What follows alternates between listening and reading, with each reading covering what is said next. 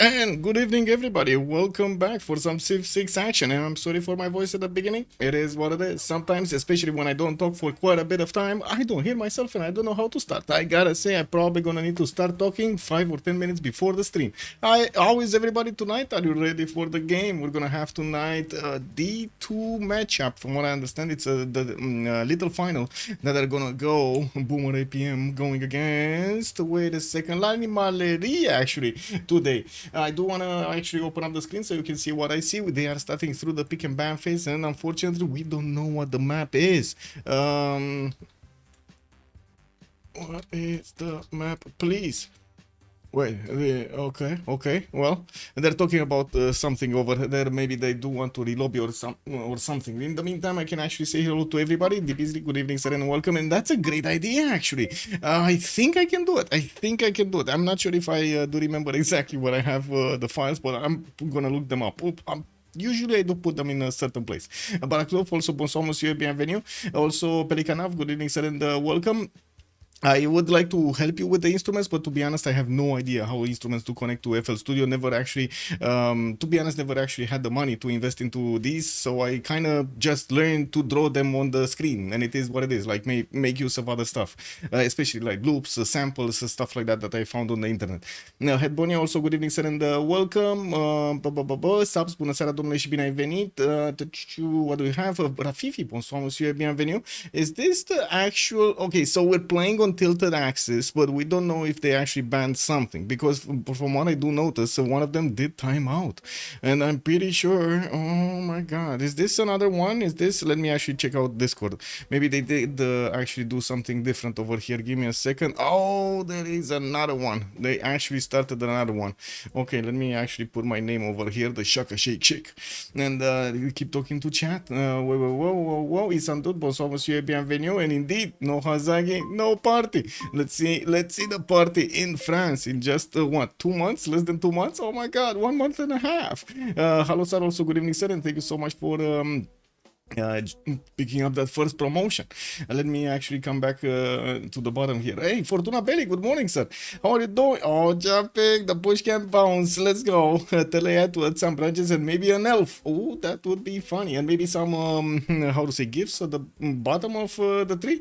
Be brave. Pick Canada on tilted axis. Be brave. Oh my god, the Beasley actually trying to throw a curveball over here at the players with a Canada pick on this map. I don't know if tilted axis is that kind of a map. I gotta say, we do have some of the picks for the bands already starting to show up here. Boomer on the left side, we're gonna have Anime or Maleri actually on the right side here. So let's actually see. We do have Spain being taken out. Looks like also Portugal is gonna be taken out by the Boomers.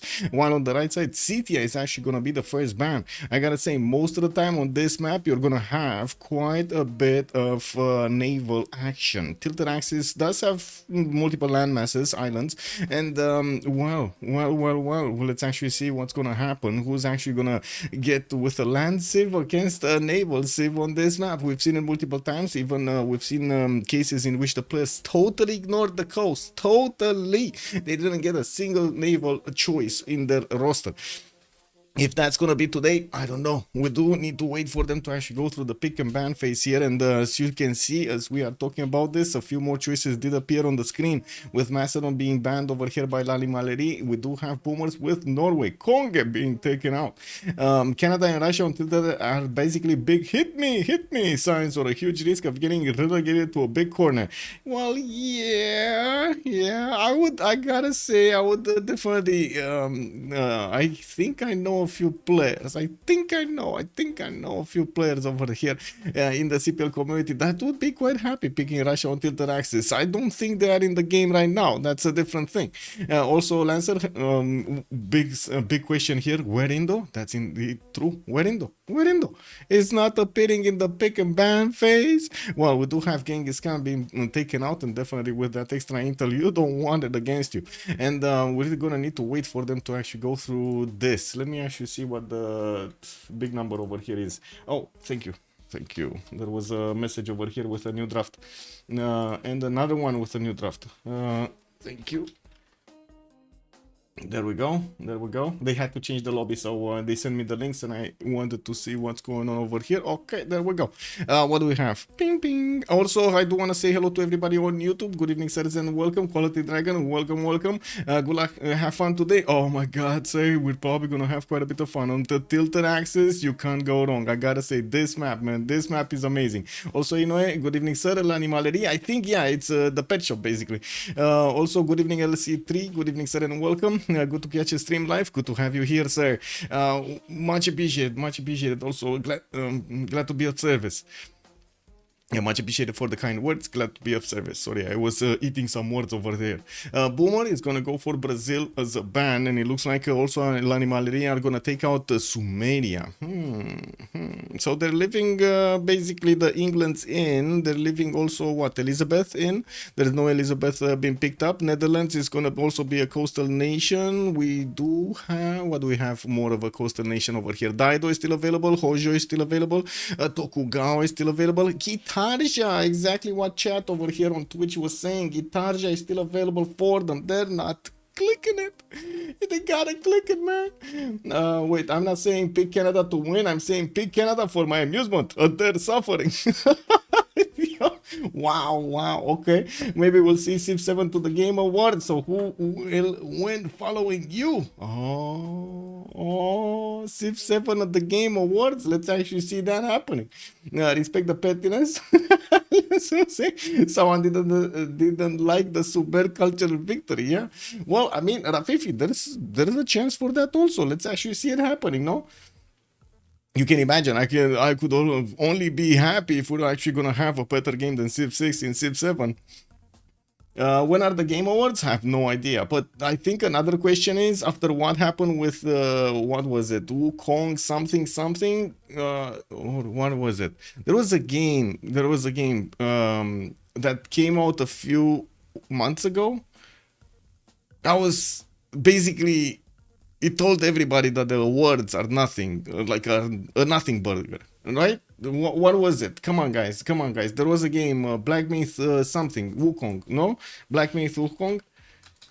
When it got bombed, review bombed and the stuff like that, even though the game is amazing, like it has like literally a 10 out of 10 on Steam. Wow. So I don't know about the Game Awards, man. I honestly don't know about the Game Awards, as in their accuracy. Yeah, exactly. The Black Myth Wukong. There we go. We do have Boomer coming up with Catherine de Medici, the Black Queen of France, and we do need to see anime over here picking up Civs. They're gonna go for Indonesia first, and we do need to see how things are gonna be packed up over here with their second choice coming soon. Well. Oh, I was watching quite a bit of Asmon Gold about the commentaries and about the reviews. Man, I don't know what's happening with all of these sites that are doing reviews. I don't know. Everybody's talking good about everything else, and you know what I mean? They're not really telling us all the truth. I do have to say also Coupe has been taken out by Animo, and we do have Hojo Tokimon on the side of the Boomers. Civilization 7 isn't among the most weighted games. I mean, what are you expecting it to? Wait, can you share that? By the way, can you share the list? Rafifi, where are you watching this? Where are you seeing that? Not among the most wanted. Is that on Steam or something? Basil is also funny. yeah, Lotaro, also good idea. I mean, if we see some drama on action, it's gonna be quite funny, but I'm pretty sure the players over here are gonna think about their pressure to win. We do have Lotaro being picked up by L'Animalerie, and I do see the Boomers are gonna go for Dido. This is a dedicated coastal nation, and it will probably trade punches with Indonesia during the game. I can't wait for the Assassin's Creed game set in Japan. You get to play as a wait, I don't think, wait, the Beasley, that's not coming out, no? Wasn't that sued, if I remember correctly? That was Ubisoft, right? Ubisoft weren't they sued by Japan by directly, that like they wanted to interdict it in Japan? February 14th. Let me see. What was it? Assassin's Creed, Japan. Was it? I don't know if it was cancelled or not, to be honest. Yes, it was. Or at least, no, it was, wait, they canceled the showing. They canceled the showing. So look, they actually canceled the showing. Ubisoft has canceled Assassin's Creed Shadow Online appearance at Tokyo Game, citing various circumstances. Yeah, they're like totally disrespecting their culture over here. I don't know what they were planning. Because we might have heard the Japanese crowd actually boo for the first time ever. I don't know about that, man. I don't know about that. Yeah, I don't know about this game, man. I'm probably not gonna buy it. Disrespecting other people's culture is not really my thing here. 1JD, good evening, sir, and welcome. Also, because disembark bonus for Indo, yeah, while Ghost of Yohei will be released a bit earlier. I don't know what Ghost of Yohei is. Anyway, now let's actually see what's going on with the last bands. Tokugawa being picked up here. Let me see, Ghost of what? Ghost of Yohei. Oh, wait, what? Not good. This one. Oh, I see. Upcoming action adventure game developed by Sucker Punch Productions, published by Sony Interactive. I mean, it's been some time since Sony actually put out a game. I don't know about this, if I want to trust this, to be honest. Yeah, no. Anyway, coming back to this, we do have Eleanor England being picked up here by the Boomers and Tokugawa on the right side. They do have a ban for Russia. How did it appear in the how did it appear in the ban phase? Wait, you put in my Discord? Okay, let me see. Nominees. What are the nominees? Click. It's opening. Okay, so whoa. Russia, we're still waiting for the last ban. Let's come back to this. What are we watching? View categories, show votes. Wait a second. I can't see everything. Nominees. Okay. No, view all categories. Okay. Game of the year. Let's see. What are the nominees? Oh, voting closed. Astrobot, Balatro, Black Myth, Wukong, Elden Ring, Final Fantasy, and Metaphor. I mean, that's an easy one, right? It's gonna be Black Myth, Wukong. Like, I don't think it's gonna get like Elden Ring. I don't think it's gonna gather more votes, but I guess we'll see. Theodora being picked up here as a ban for Boomer APM. That's gonna be their last ban, and I gotta say, Lani Marari will need to pick up their next civilization here, and Boomer is gonna need to show us their full draft. Go for the game of the year. There is a DLC in the nominates. The DLC? What? A DLC? Wait. I was in no? And that's it. There's only 5 or 6 actually. 2, 4, 6. Yeah, sarcasm doesn't come across in text. Once again, I'm actually saying I will be buying the Assassin's Creed game. I was okay, I see. Yeah, makes sense. I know. Sarcasm is very hard to actually pull off in text. I've triggered quite a few people in text, in just plain text, because yeah. Anyway, Shadow of the Earth 3 is Elden Ring DLC. Oh, I see. That's kind of weird. Pick Basil. Well, to be honest, Lani Malady are gonna go for something flexible here. Rome, Trajan is gonna be their choice, and we do have on the Boomers Elizabeth being picked up, and also, oh my god, we got the Master over here, Master of Disaster, King Shi. What is he doing? Is that Mandate of Heaven? Is this gonna be one of those, hey, I wanna go and get a culture victory kind of stuff over here? On the Boomers, we might actually see this happening. And then again, the content is very much enough for a full game. Wait, who is that guy? Good evening, sir, and welcome. Shadow is a DLC. I see. And what are the next ones? What are the next ones? Base game direction. Again, the same thing? Like, what? They're like the same 6 games? No, okay. These are different. Silent Hill. Best art direction. Okay. I mean, to be honest, these games I didn't even touch, so I have no. Wow, wait. Oh, best performance. What? Why are they all women here? There's like a guy. Wow. Anyway, Diablo 4. Wow, that's an interesting one. Blizzard Xbox over here. Let's see if innovation in accessibility is gonna be a thing. No. Anyway, looks like the last pick has been chosen. We do have England Age of Empire being picked up here, and we do need to actually swap into the correct slot. So let me actually revisit this. We got Boomer's APM coming up tonight with Catherine de Medici, the Black Queen, Dido, Elizabeth I, and no, sorry, King Shi. Mandate of Heaven. On the right side, we do have Indonesia with Lotaro, with Rome, Trajan, and also Age of Empire. And Age of Empire with its 3 belts, maybe it's gonna get to pop somebody at the galley stage. We definitely need to wait for them to actually get into their correct slots and talk about what are their choices, who are they gonna put a priority for on the top slot over there to get those wonders. I'm pretty sure it might be King Shit, but I'm pretty sure also they're gonna want those admirals, and this is gonna be quite a party. I do want to take a look at Discord also really quickly so I can see their names over here. We got on the side of what is this? L'Animalerie, Bobnotarobot with Juice for Art, Portouss and Tearty official, while on the other side on Boomer APMs, we do have Oransi, Pika, Sohka, and Yogdrael. I'm not sure if Caillak is playing. They are 5 over there in the lobby, and I don't think... Oh, Caillak is playing over here. So we got Caillak with Sohka, with Yogdrael, and what was the last one? Who's the last one? It's Oransi or Pika? Oransi. Okay, Pika is not playing. Okay, got it. Pika is not playing. Posibil avea de bon pseudo, please. Okay. Oh. What? Is that is somebody saying that I should change to my correct name? What?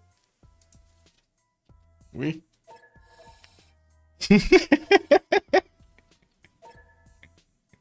What? I like Choco Cake. What the England? Exactly. What the England? Wonder Rush. Interesting. Yeah. Well, let's actually see it happening. I'm sure Egon's voice actor isn't nominated, but unfortunately, he has only 7 minutes of text.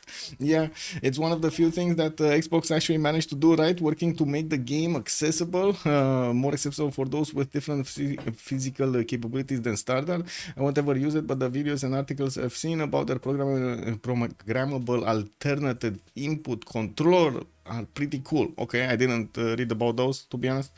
Didn't read about them. Okay.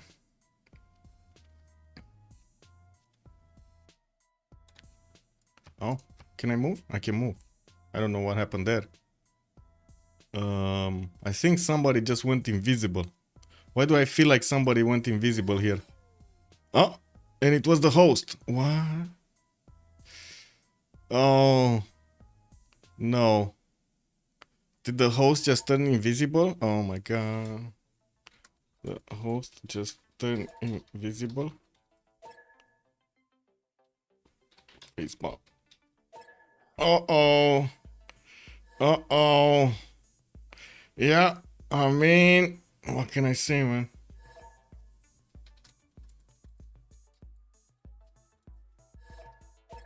Yeah.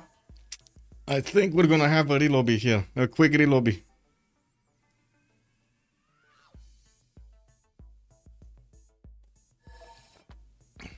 Yeah. Well, it is what it is. Guitar just talking to us over here. It took over. Uh-oh. Anyway.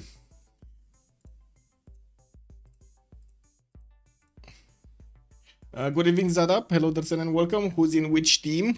So let me actually put it up on the screen here. On the left side, you do see the Discord channels.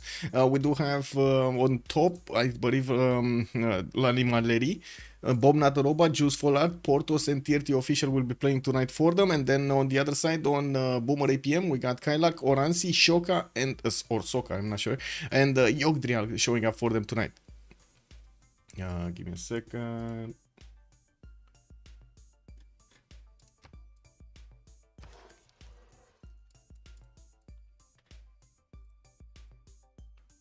Oh, wait. I need to... Oh, I can't see. I cannot see. Okay, just waiting for the new host to come up. There we go. Should be fine. Oh, no. This is not the new host. This is the same host, but with another host. KW, man.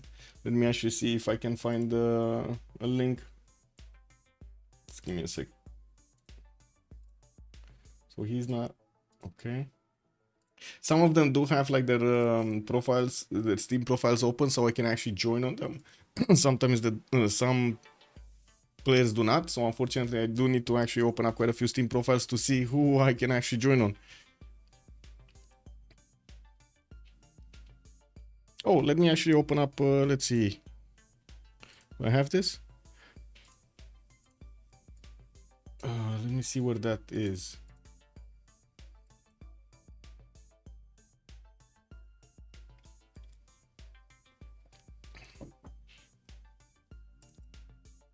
I don't think it was CP. Oh. Got it. Got it. So it should be this one. There we go.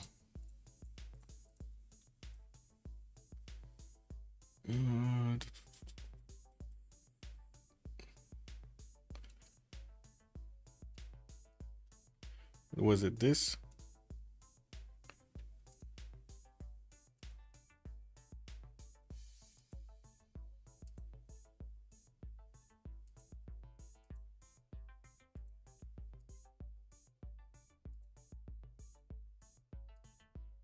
Let's see if it works. What was it? Chris was. Let's. Hello, Damimu. Bonsoir, monsieur. Bienvenue. Let me see the game. See the game. See the game. Okay, they're coming in. They're coming in. Just waiting for them to come up.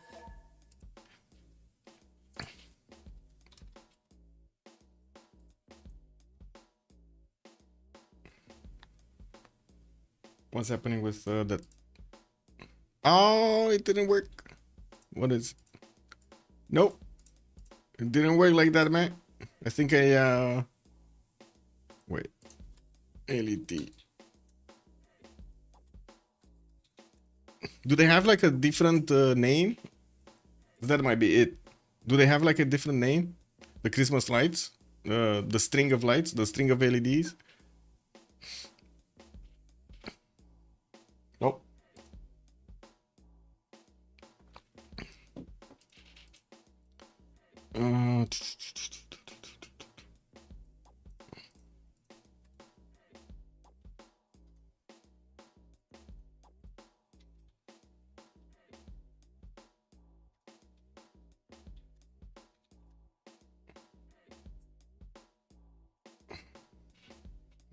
I guess I'm gonna need to make a new this. Oh, wait, it actually worked. Okay. Now we're getting somewhere. Okay. Well, it's basically I gotta say it's gonna be tougher than I was initially thinking. You know, it should have been easy. Just click button and working. Nope. Didn't want to. Michael Portouss swap. Okay. There we go. And then we do see the players are starting to actually get their civilization in order here. Bonsoir, Monsieur Mumulax. Hello, there, and welcome. Also, wait a second. Pelican was saying it's one of the few things that okay, I want to. I did see that. Avis sur le pic Kingshi Mimu. Wow. I mean, to be honest, I can't wait to see what's gonna happen with Kingshi. If they're gonna actually have that ability to go for the culture victory. That's quite scary, to be honest. We haven't seen him being used appropriately in some time. And this is the original, basically, how to say, not favor. This was the civilization that really favored that secret places with the +2 from a lot of bonuses having a wonder in your city. Forgot what it was, what the name is. He was always going for that religion. Good evening, Tidos. Hello there, sir, and welcome. What's the map? Tilted axis. Oh, I didn't write it on the screen. Let me see. Oh, there we go. Tilted axis. There we go. Now it's up on the screen. Should be good. Should be good.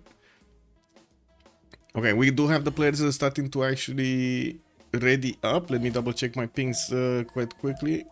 we should be fine. Okay, so Elizabeth I on Caillak, we do have Tearty Gitarja, Jules 4 Art on Victoria, Oransi on Dido, Bobnotarobot on Rome. I did see the next one. Yogdrael, I believe it was on King Shi, Mandate of Heaven, and I do notice who was the last one. Sohka on Catherine de Medici, the Black Queen, and Oransi, I think I did already speak about him on Dido. Portouss, we didn't mention Portouss on Lotaro.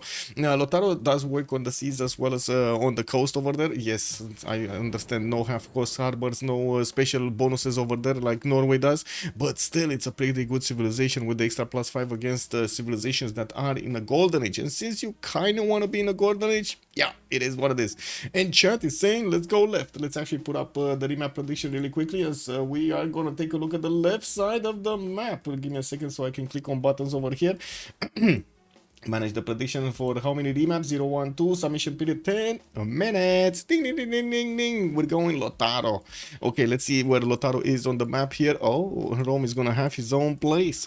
Looks like Portouss is gonna get his possibility to go on that T tile, but it looks of it also the maze on the right side, getting closer to one of these amber tiles, giving him that extra culture. He does have more than decent amount of appeal actually on all of these tiles. Let me actually put this 3. There we go.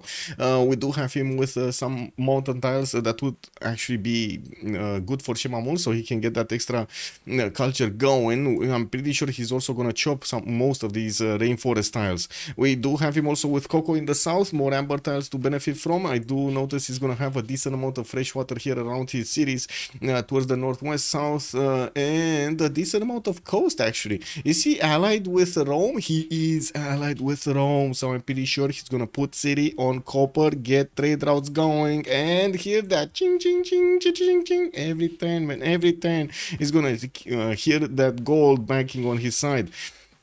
Now we do need to see also the next one. Let's actually take a look at coastal Rome over here. Oh my god, what is this with Rome?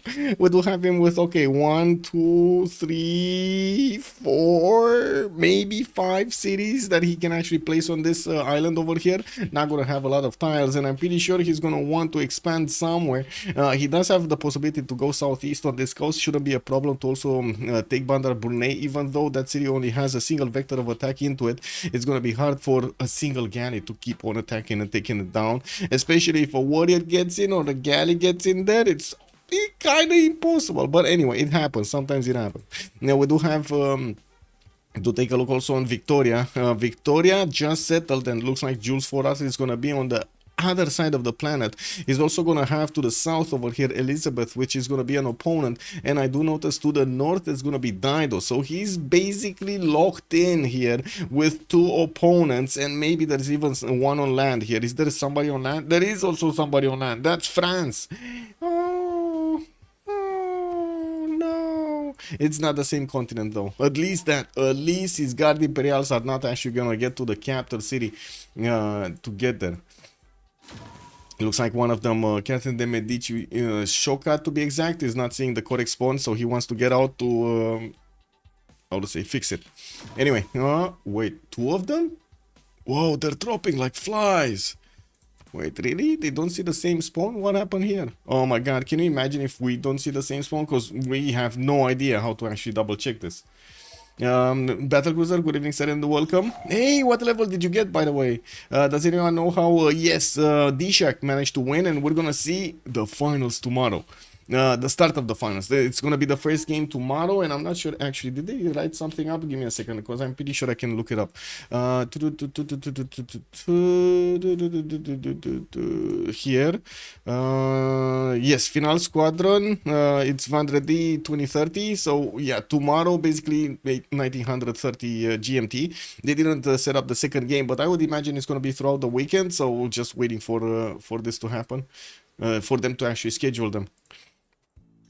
Yeah, the Sharks 3 remaining players just seem bigger. Yeah, they did manage to actually pull that game back. Incredible. And I did have a chat with somebody that must not be named that was telling me that, hey, it's all depending on land. What do you think? It's all depending on land, or it's also a skill over here? Now, let me actually put up a poll, because we got some time. You know, players are joining over here.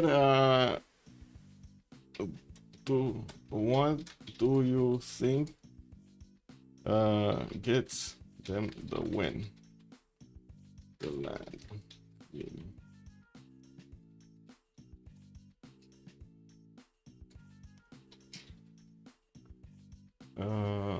Or it's how you use your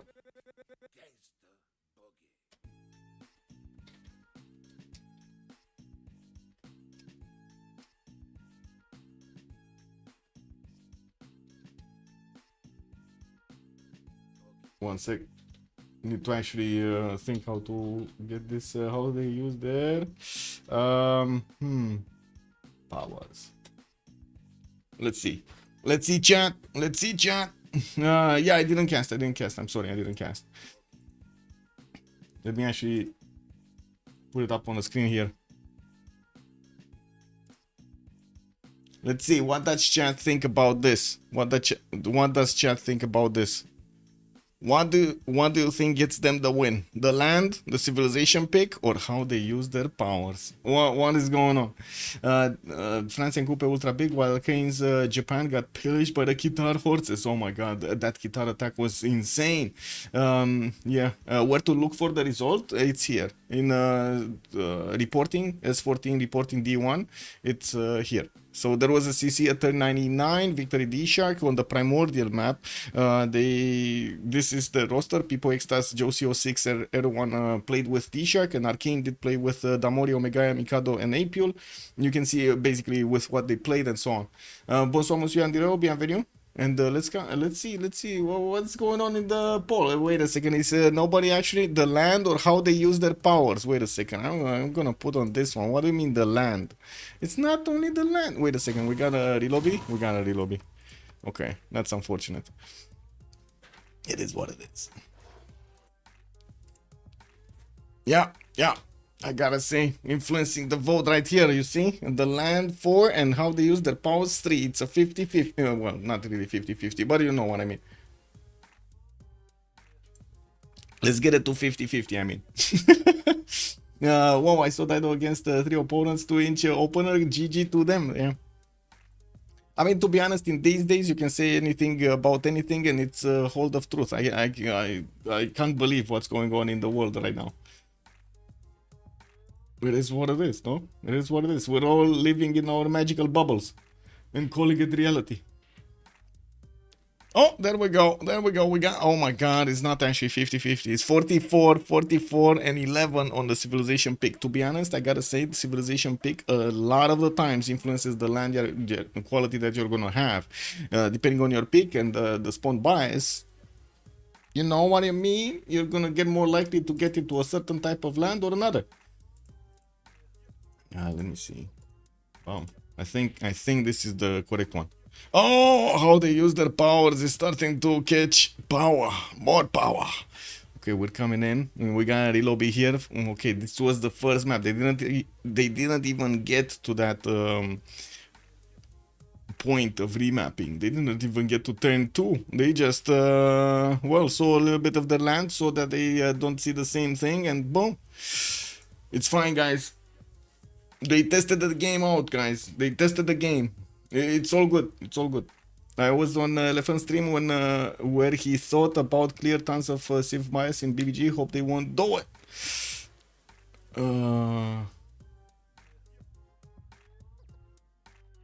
Yeah. I mean, I don't know. I don't know if to be honest, I kind of, in a sense, agree with him. In a sense, disagree with him. I mean, there are civilizations that you can't really take their biases away. Like the coastal bias of the coastal civilization is just a killer.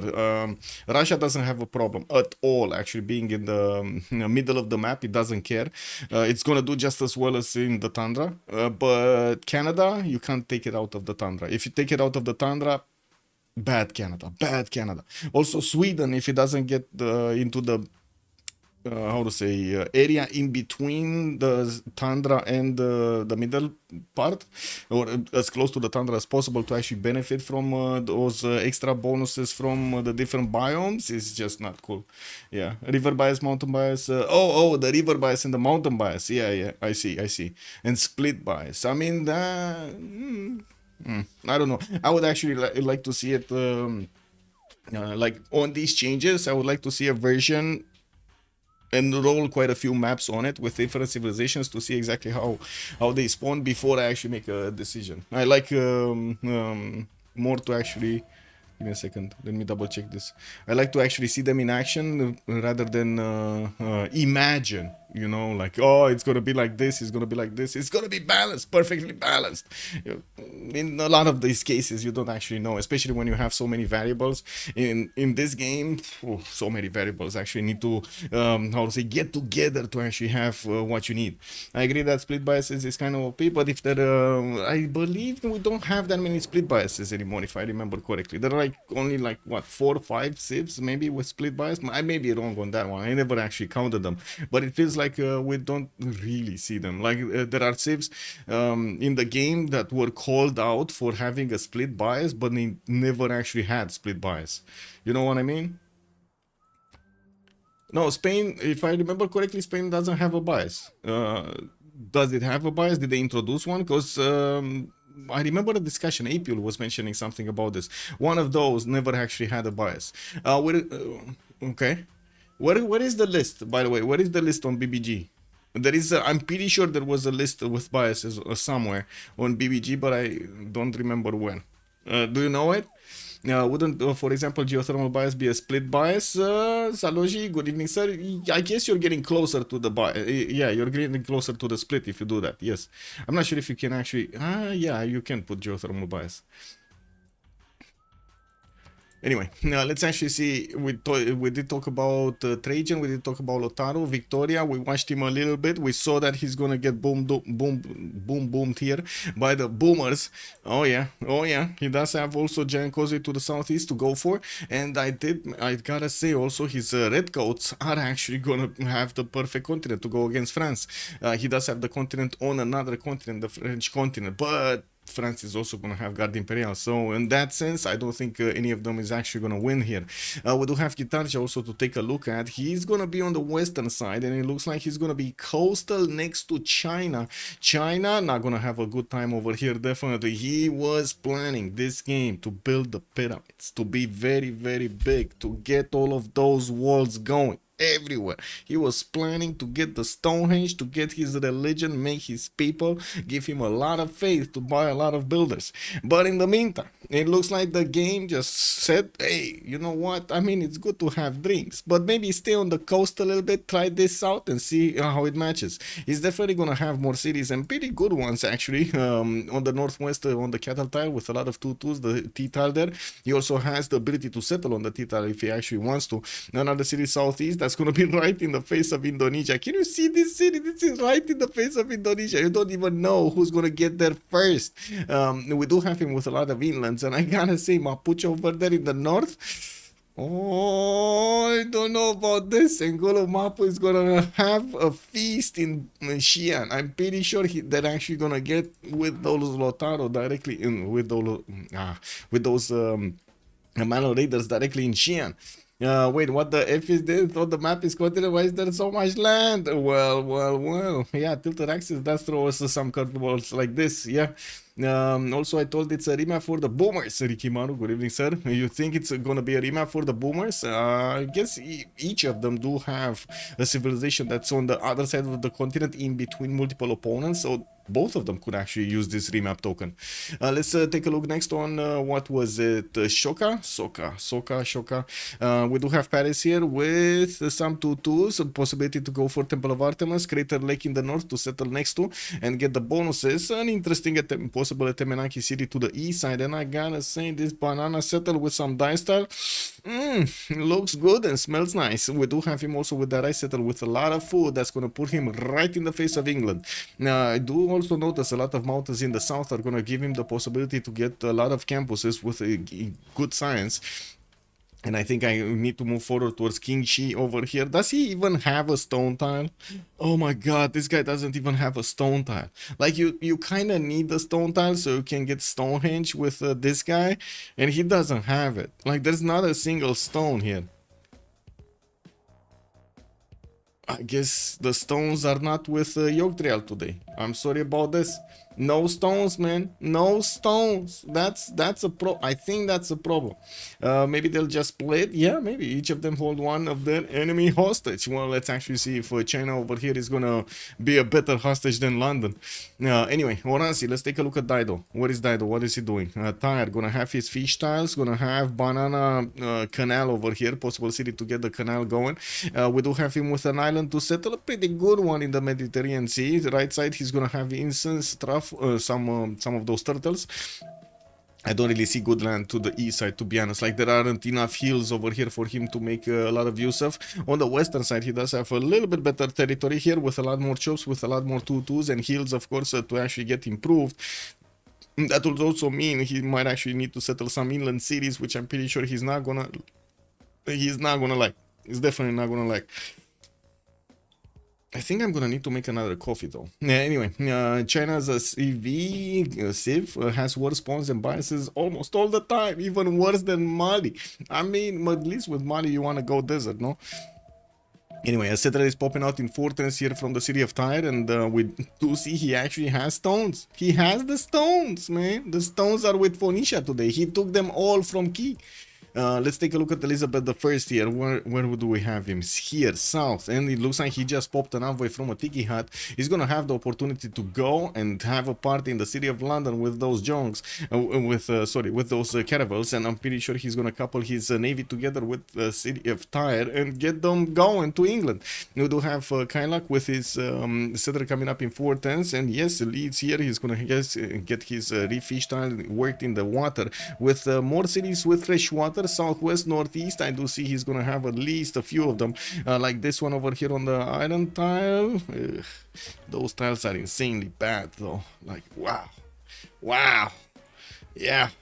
Wear heels, bro. Wear heels. I mean, at least he can get a 2-2 from the deer tile. Then he needs to buy the fish, get the 1-3, couple them together, make them work, make a shawarma over here. Anyway, not cool. Northeast, he's gonna have this river that's gonna give him a few 2-2s on that niter tile. That's a pretty good settle, and I'm pretty sure he's gonna consider to actually settle the cattle and then settle another city there. Depending on how clumped up his empire is gonna wanna be here on this coast and how many cities is he gonna plan to actually put down here. We do need to take a look how they're exploring and how do they actually get to meet each other here. This is quite important. We do have, for example, Mapuche already knocking on the doorstep of Xi'an, while there is a builder from China going out into the wild over here to the southeast. Looks like Indonesia did pick up his pantheon. That's got a big god of the sea. I mean, who would have seen this coming? We do have him with already 2 fish tiles improved. The reef fish that's giving him a 4-3-1 tile to use. Beautiful. He also has Mohenjo-Daro. That's an extremely easy city state to take out. Maybe that city is gonna make a theater square over a harbor here. Does it build a harbor actually? I think quite a few of these cities, island cities, do build harbors, no? Well, it's kind of early now, but anyway, it is what it is. Let me actually put up the chats in order. Click this off and take this down and take this and then put the team labels. No, we kind of need to know the teams. On the left side we got l'Animaleri, okay, and put it in the middle. Boom. And on the right side we do have the Boomer APMs.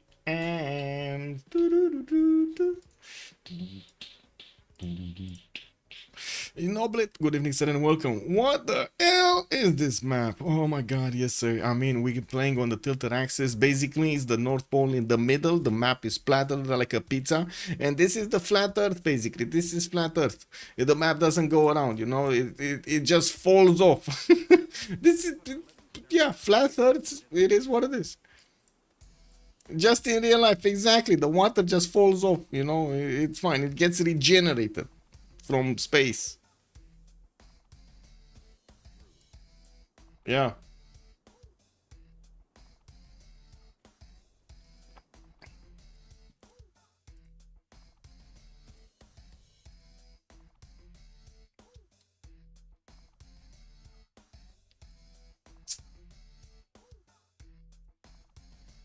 Okay, the Flat Earth Society has members all around the globe. That's crazy, yeah. Marcus, good evening, sir, and welcome. Man, it is what it is, man. These days, you can believe anything the computer is telling you, no? including Pharax's programmer. I have no idea. Did they actually subscribe to the flat Earth? I don't know. I guess they did, right? With the maps like tilted axis. No. What is it? Inland Sea. Yeah, that's also a flat Earth map. Yeah, back in time, you actually were able to see the map as a planet in Civ4. Yeah, that was cool. That was quite cool.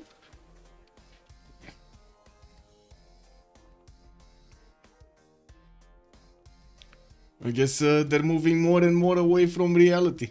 It is what it is. I gotta say, the biggest question I have about Civ7 is how big the map is gonna be. That's right now the biggest question. Because all of the other things, like, they're learnable, teachable, right? All of the other things, the details. But man, the map, you can't change the map. That's basically hard-coded, right? So how big the map will be will definitely decide how many players can get in, and if we don't actually need NASA computers to play it.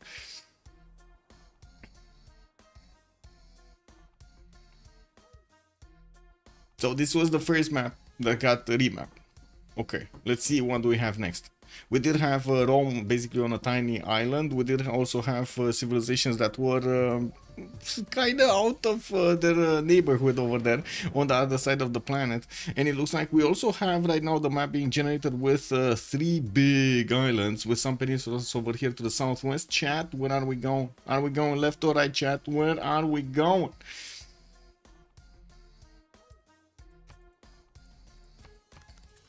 Chat? Good evening, Nesha Miami. Good evening, Seren. Welcome. Also, Papas. Hello there, Seren. Welcome on YouTube. This. Oh, I didn't see the chat because it was here. We're going left. Lancer is saying we're going left. Okay. We're going left, so we're talking about Portouss again. Takes them a while to actually get in here. Let's see. England, Portouss. Ooh. Wait, Mapuche is not gonna have... Okay, he's gonna have his own tropical island, and it's a big one. This is probably like an easy difficulty on... I would say on Tropico. He does have his 2-2 base underneath. I do see quite a few 2-2s, fresh water from his lake, and we do have him with a possibility to actually go coastal and get on his 2-2 with multiple cities with fresh water on the coast. I like that he actually has more of these over here towards the north and in the south, with the one-tile lakes actually giving him that extra much needed housing. Now we're gonna need to see also him with England. They are allies. They will get to trade with each other over here, and it looks like Mapuche is gonna receive the word to actually, I don't know, get the culture victory going, because I do have to say all four members of l'animalerie over here are on the left side. No, there are 3 of them. We do have England that's from the other side, right? Caillak is actually from the other side. Oh my god, he's gonna get bullied. He's gonna need to make a big defense in the Moricambe Bay over here to withstand Bobnotarobot, Portouss, and Jules for art on his same coast. Now, this continent is big. Malon gonna pillage tribal village? Yeah, he's gonna pillage nothingness over here. He's gonna pillage Engazarcamus, 1 tile improved.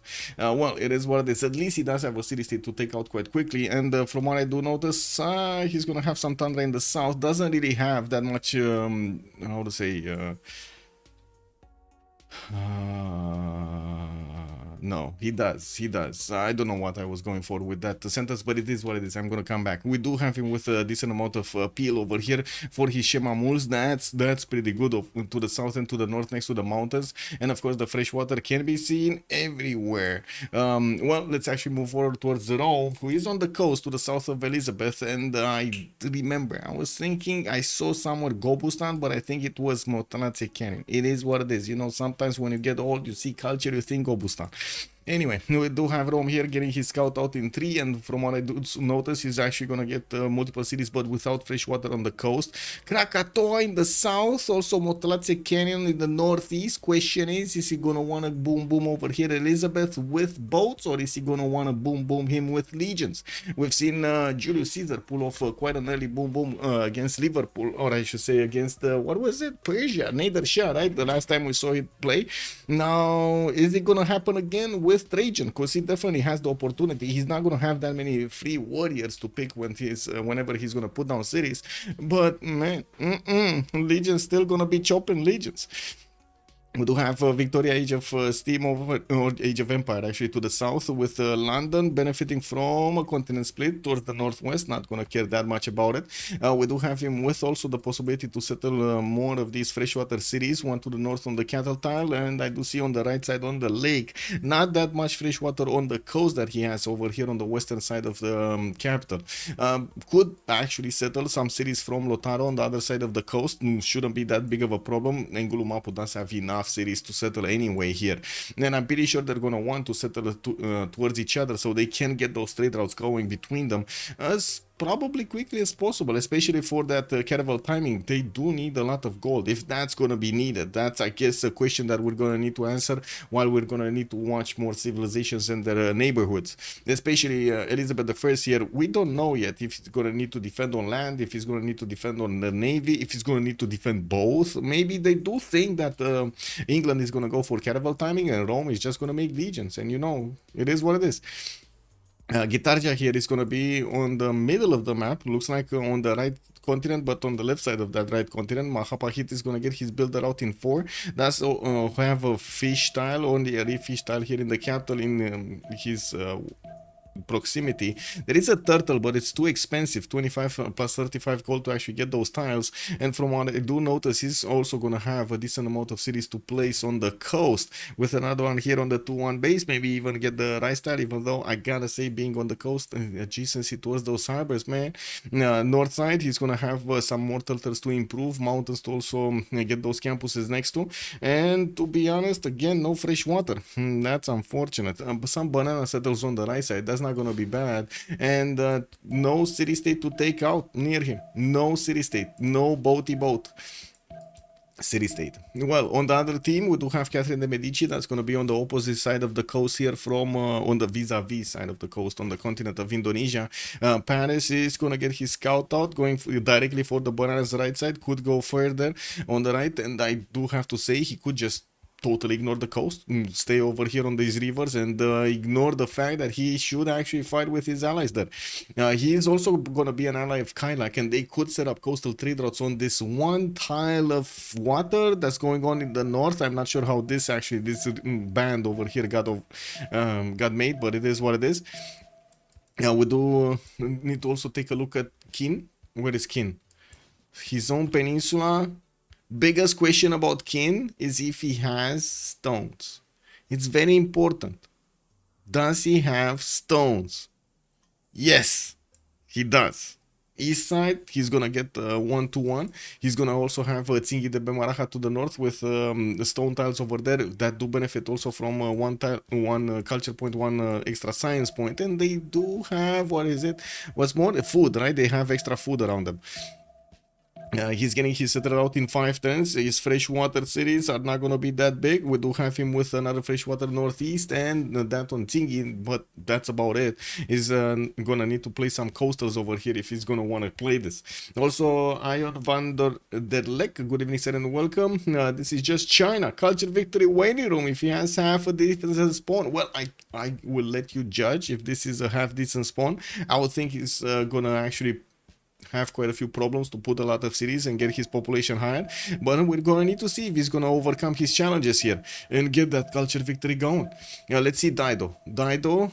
Okay, Gulf of Tunis. He does have his own party island here with Buenos Aires at the tip, and looks like the city of Tyre getting his settler out a little bit late, actually, very late, 3 turns later than Xi'an, and we do have him 6 turns out. We do have also Indonesia coming closer to his capital borders, and we're going to need to see if they're going to get to meet each other before the next era. We're still, before the next remap, actually. We're still turn 7 and turn 10, we'll see this happening. Urek, good evening, sir, and welcome. Also, Luxembourg, hello there, sir. Did anyone hear an ambulance near England? Wee. Any more rushing Golden Gate Bridge waiting room? Yeah, no flat tile, no Stonehenge. Wait, no flat tile, no Stonehenge. I mean, he does have one, but it's on a it's on a grassland woods. It shouldn't be a problem actually, because you know, you do need mining anyway, right, for the stones, so it shouldn't be a problem.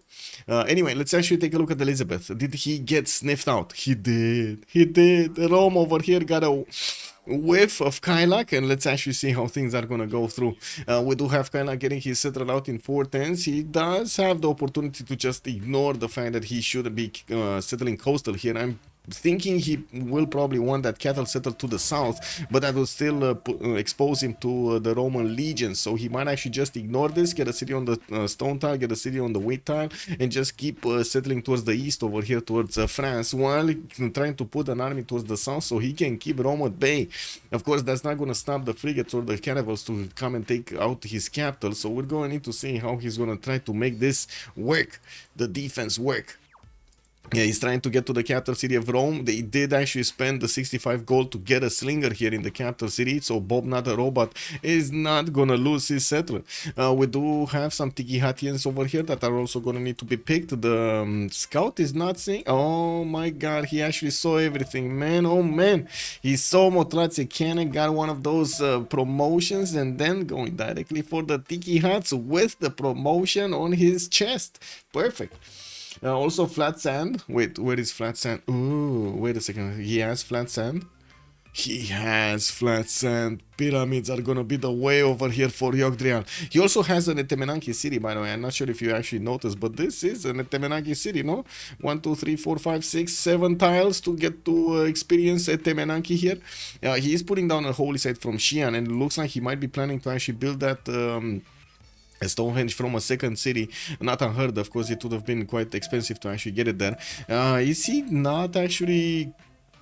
Okay, he's convinced right now. Where is he going? He's going Tsingy. He's going Tsingy in the north.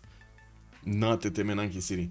Get Mapuche out of there. Wait a second, you want Mapuche out of here? I mean, Mapuche over here is just gonna seem to win, man. You're gonna see him get that science victory. Kriedman, also good evening, sir, and welcome. China has everything right. The Stonehenge B2, Artemis hanging at Temenanki. Yeah, he can get everything there over. I'm pretty sure. Let's actually see how many builders he's gonna make to make those wonders, and if we're actually gonna have this map. To be honest, I haven't actually seen any big problems on either side, except England. I mean, England can probably withstand quite a few attacks here from Rome. Rome already moving settler towards him, so yeah, it's getting dangerous. Danger! Danger, Will Robinson, danger! And wait a second, Rafifi. Beep, beep, boop, boop. He sees a Civ6. Where? China didn't put the holy site next to a forest for the Mahabodhi temple. Oh my god, yes, you are correct, sir. You are correct. He didn't have the money.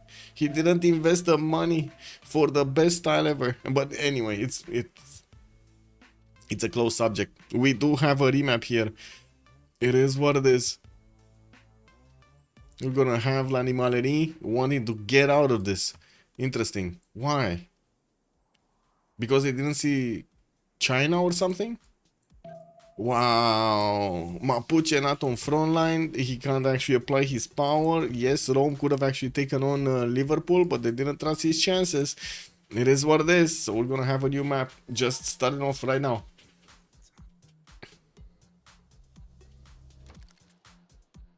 Let me check out something else. Give me a sec. Wait, I closed the...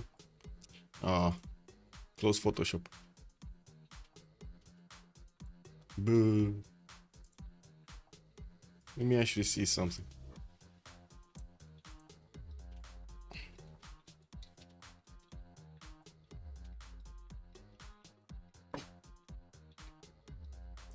Goober Dragon, good evening, sir. All the points? You want all the points? Everything at once. I like you. Complete prediction 2 channel. There we go. We got option 2. It's getting paid. Whoa. Not cool.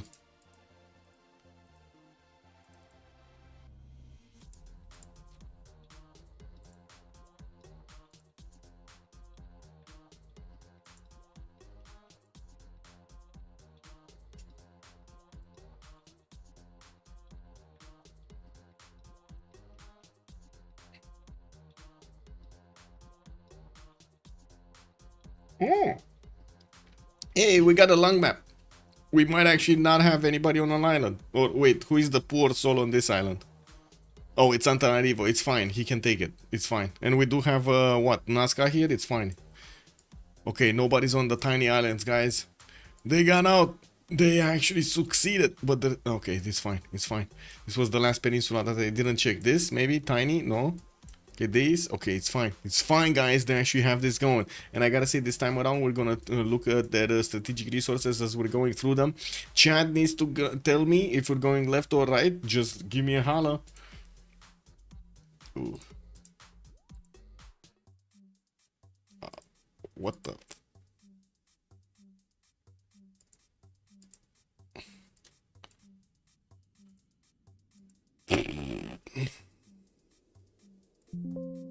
Man, I guess Christmas lights is something of a mystery over here for the Photoshop AI.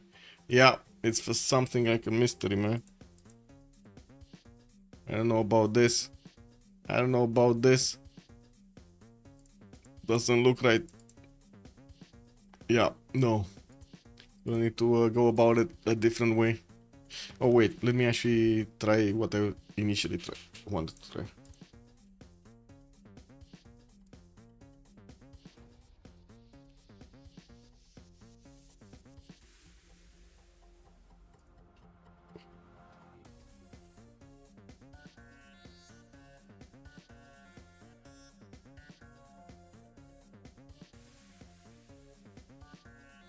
How do you call the Christmas things that you put in the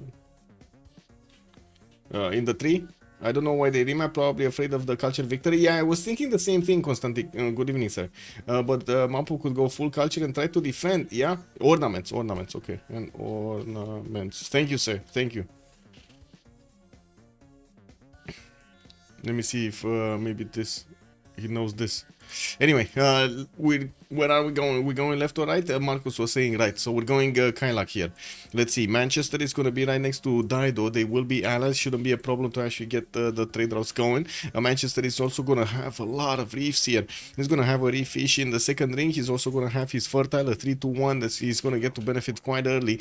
Not a lot of fresh water everywhere on his other cities. Actually, only one city in the south is going to have his fresh water next to the coast. Other than that, we don't see rivers that are going to help him with that. Oh, maybe second settle towards the north could be on that lake tile. Anyway, some rivers in the inlands, it shouldn't be a problem to get some cities over there. Mountains, but only a few adjacency points are going to be gathered from that. And I do see he's benefiting from both strategic resources in the capital. His horse tile and his iron tile are going to be one tile of the city of Manchester. Moving forward, let's actually see his neighborhood here. Rome in the north, that's going to be an opponent. And we do have west side, his ally over here on the city of Tyre. I think the music is a bit too loud, so I'm going to put it over here. There we go. No more remaps, MD Chops. Good evening, sir. And bye Jongs, bye. Wait, what happened with the Jongs? Did the man, what is going on with this?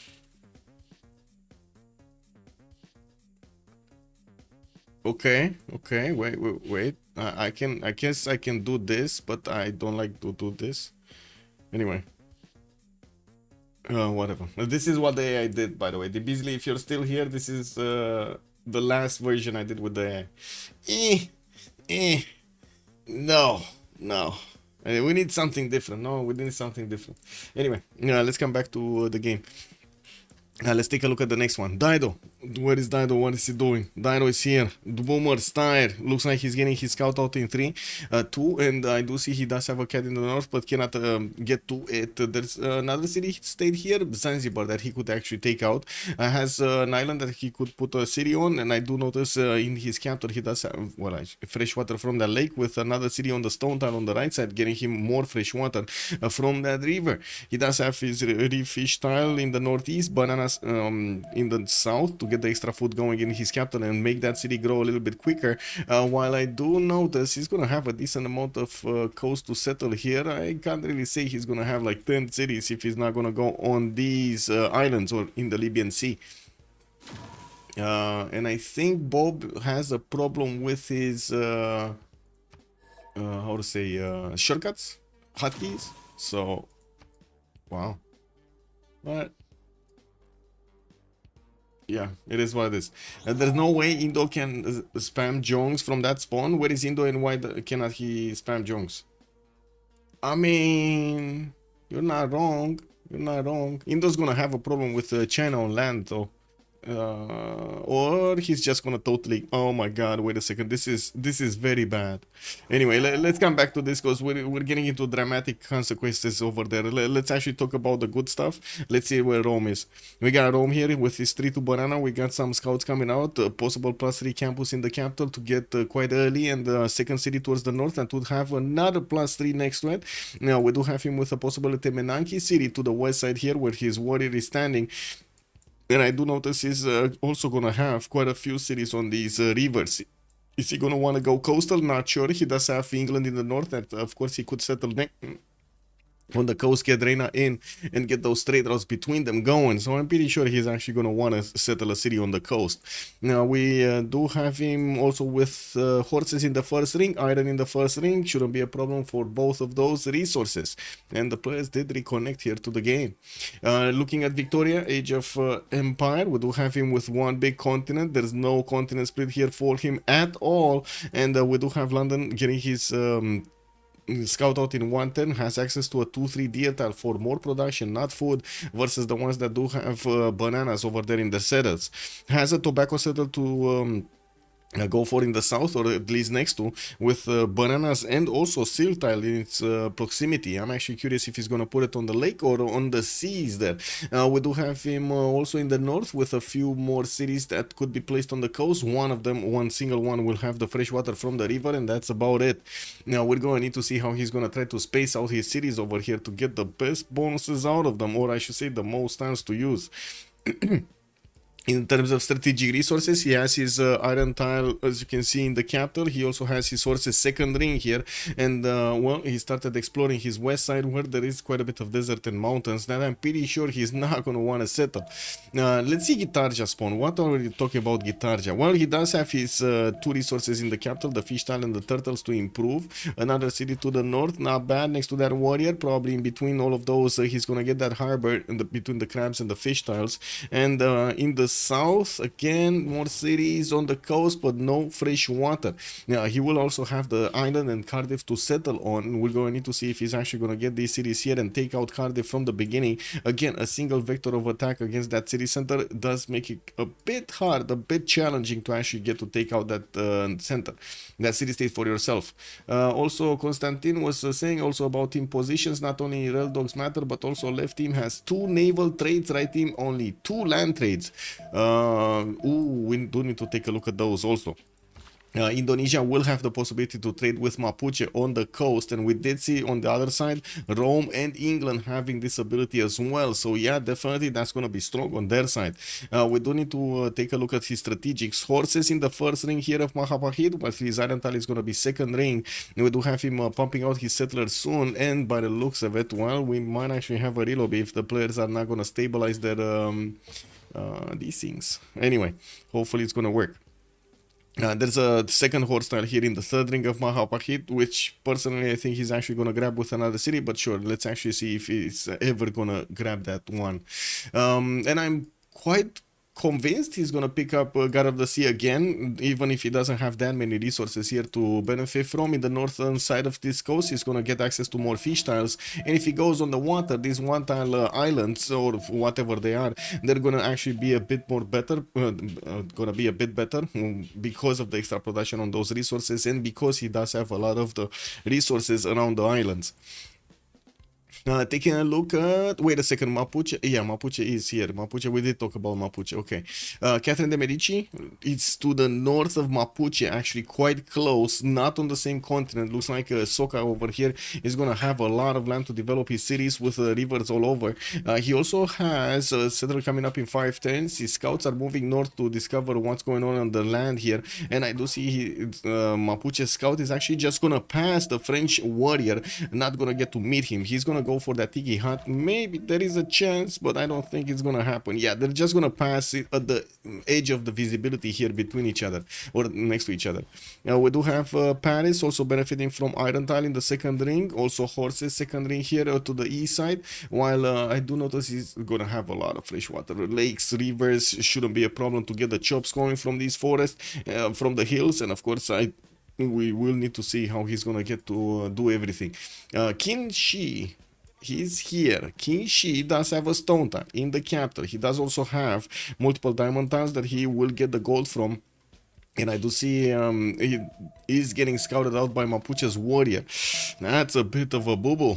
We do have Mapuche scout also trying to see what's going on, block the position, block the ability of that Chinese warrior to get closer to Ngulumapu. While of course France is also coming from the north to see what's going on in Ngulumapu. They heard there's a party there. He wants to pop in. Also, let's see, probably Indo tank rush on Southwest Island, mainland for defense only. I don't get it why Indo players always open builder, because there's quite a bit of value from getting the resources improved on the coast with the +2 points of production, because you're basically guaranteed to get God of the Sea there. So you get the production that you invested into the builder very early, very early. The return on investment is quite good. Yeah.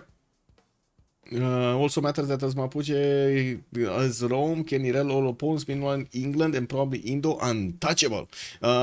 Yeah, I guess the Indo is not touchable over here. We're going to need to see how Mapuche's attention is going to be grabbed by France. Maybe he will have enough attention to actually put units against both of these opponents. Maybe he's just going to have one or defend against another. We'll see. Things will develop in some sense. Xian here with the horse in the second ring. Also Iron in the second ring. We do have him pumping out his settler next turn. And I do see he's trying. Okay, there we go. He just placed down his Stonehenge over there in the capital, and he's gonna get his holy site in the second city. Dido, where is Dido?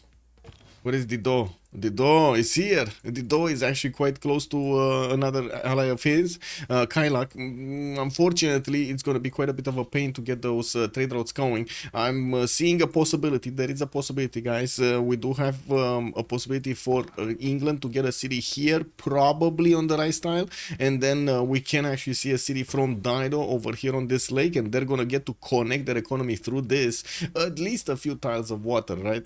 Yeah, we do have for the city of Tyre getting another settler in 4 turns, possibility to go north. He did choose to go for the freshwater settle on the stone tile here to the right side of Tyre, and I do see in the capital he has a lot of stones everywhere, man. That's like 1, 2, 3, 4, 5, 6, 7 stones around his territory. Stone circles might not be that bad. I wouldn't say it's amazing, but might not be that bad, especially if there are no other options. We do need to take a look at his strategics. He does have his iron tile second ring, horses second ring. Not really easy to acquire, but I'm pretty sure it's not going to be tough either. They will need to either wait for the culture to actually expand in those tiles or grab them with the gold. I'm pretty sure it's going to be fine. Yeah, looking at Elizabeth I though, he does have to the north over here Bobnotarobot, which is going to have wait a second. Yeah, he's gonna actually get his settler towards the southwest over here towards England. I don't think they met each other. I don't think I've seen a scout here or a unit from Rome in this southwest territory. But I do see his settler is moving in that direction to grab, first of all, that marsh tile. And a lot of tutus around it, access to the 3-to-1 spice, and well, I guess he does have a scout that's trying to get in there. We do have a war declaration. Why is that? Oh, Mamul Mapu, China getting aggressive, guys. Thank you so much for the follow, Konstantin. Much appreciated. Konstankichbi. I'm not sure how to pronounce your name. I'm sorry about this. Can I just call you Konstantin, please? I don't think there is a possibility to trade like this. Both of them will have cities close to each other, and it's too long to wait for trading posts in those cities to trade. Plus, traders choose the shortest way, so I have doubts that they'll have naval trades. Well, yes and no. As in, you can force a little bit the traders to actually go like this instead of like from the city of Tyre to go like this. Especially if you didn't actually send any traders before you settled both of those cities, and they can actually trade through that. But anyway, let's actually see how things are going to develop here. Most of the time, like 90%, 95% of the time, the players do choose to go for internal trade routes, at least for the first cycle of trades. Elizabeth, right? We were watching Elizabeth. Does have iron in the capital, horses first ring, +4 campus in the capital on that stone tile that he's gonna need to chop. Did place the second city Liverpool on the cattle tile, 3-1 base, yeah. And I do see that Rome is very close to him. I gotta say, Rome puts another city and gets to slap Liverpool all day long. Pow, pow, pow, pow. We do have Rome also getting another settler in 2 turns here, and I'm pretty sure he's expanding his visibility in the south. He doesn't have access to the tiles of England yet, but he's getting there. He's getting. You just wait for it. Translate bite. Oh, translate. Wait, what? Translates literally as bite. Oh, constant bite. Constant bite. Oh, I see. I see. That makes sense. That makes a lot more sense. Yeah. We do have London with Plymouth already settled. The third city from London also getting into the north there. We'll see where is he going to put it down. He did improve already his turtle, getting an amenity in the capital, and we'll get the pearl tile going for a second amenity. That's not bad. He did actually place Plymouth in a place that I didn't even think about. I thought he's actually going to want to put it on the coast, but it looks like he's going to make space for another city over here, and that's it. Now we do have Plymouth getting a monument out in 5. I do have to say he's going to have the opportunity to get boats out to go against Liverpool and Manchester here. They are opponents on the map. Jules for Art, we're actually gonna get to punch over here Caillak in his cities. Oh, well, we do need to see what's gonna happen and when Jules Arte is gonna choose to go, and maybe it's not even gonna be necessary. You never know what Rome does here. You know, it's kind of a wild card. We do have him putting down his campuses, a +3 in the capital with another +2 in Antium, getting his traders out, and that third city going. Let's see what's going on here. China failed to actually take down Mamul Mapu, but declared war in the meantime. We do have Mapuche also with quite a few scouts getting his slinger out so he can shoot those rocks or throw those rocks at France. I guess it's more accurate to say throw the rocks at France with a slinger than actually shoot, right? You don't really shoot with anything, right? You just throw stuff. Anyway, to force traders to go like this, you have to have trading posts. That's at least 16 times for trader, even on min distance through this lake. Yes. Let's actually see how they're gonna play it out. Not saying it's easy. China did not finish his Stonehenge. He's trying to get his third city out, and I do see Jiaodong didn't get placed on the left side over here. Interesting. Well, it is a defensive posture because he could have put it on the 2-2 to have access to quite a few hills over there on that flat tile, I should say, the plains, on the plains hill. Now we do have Indonesia also coming with a third city towards him, and this might get scary. You never know when a few horses from Indonesia come out. Let's actually see, where is he going? Indonesia is choosing to go mining in 2 turns. Okay, 6 science with 4 culture. Okay.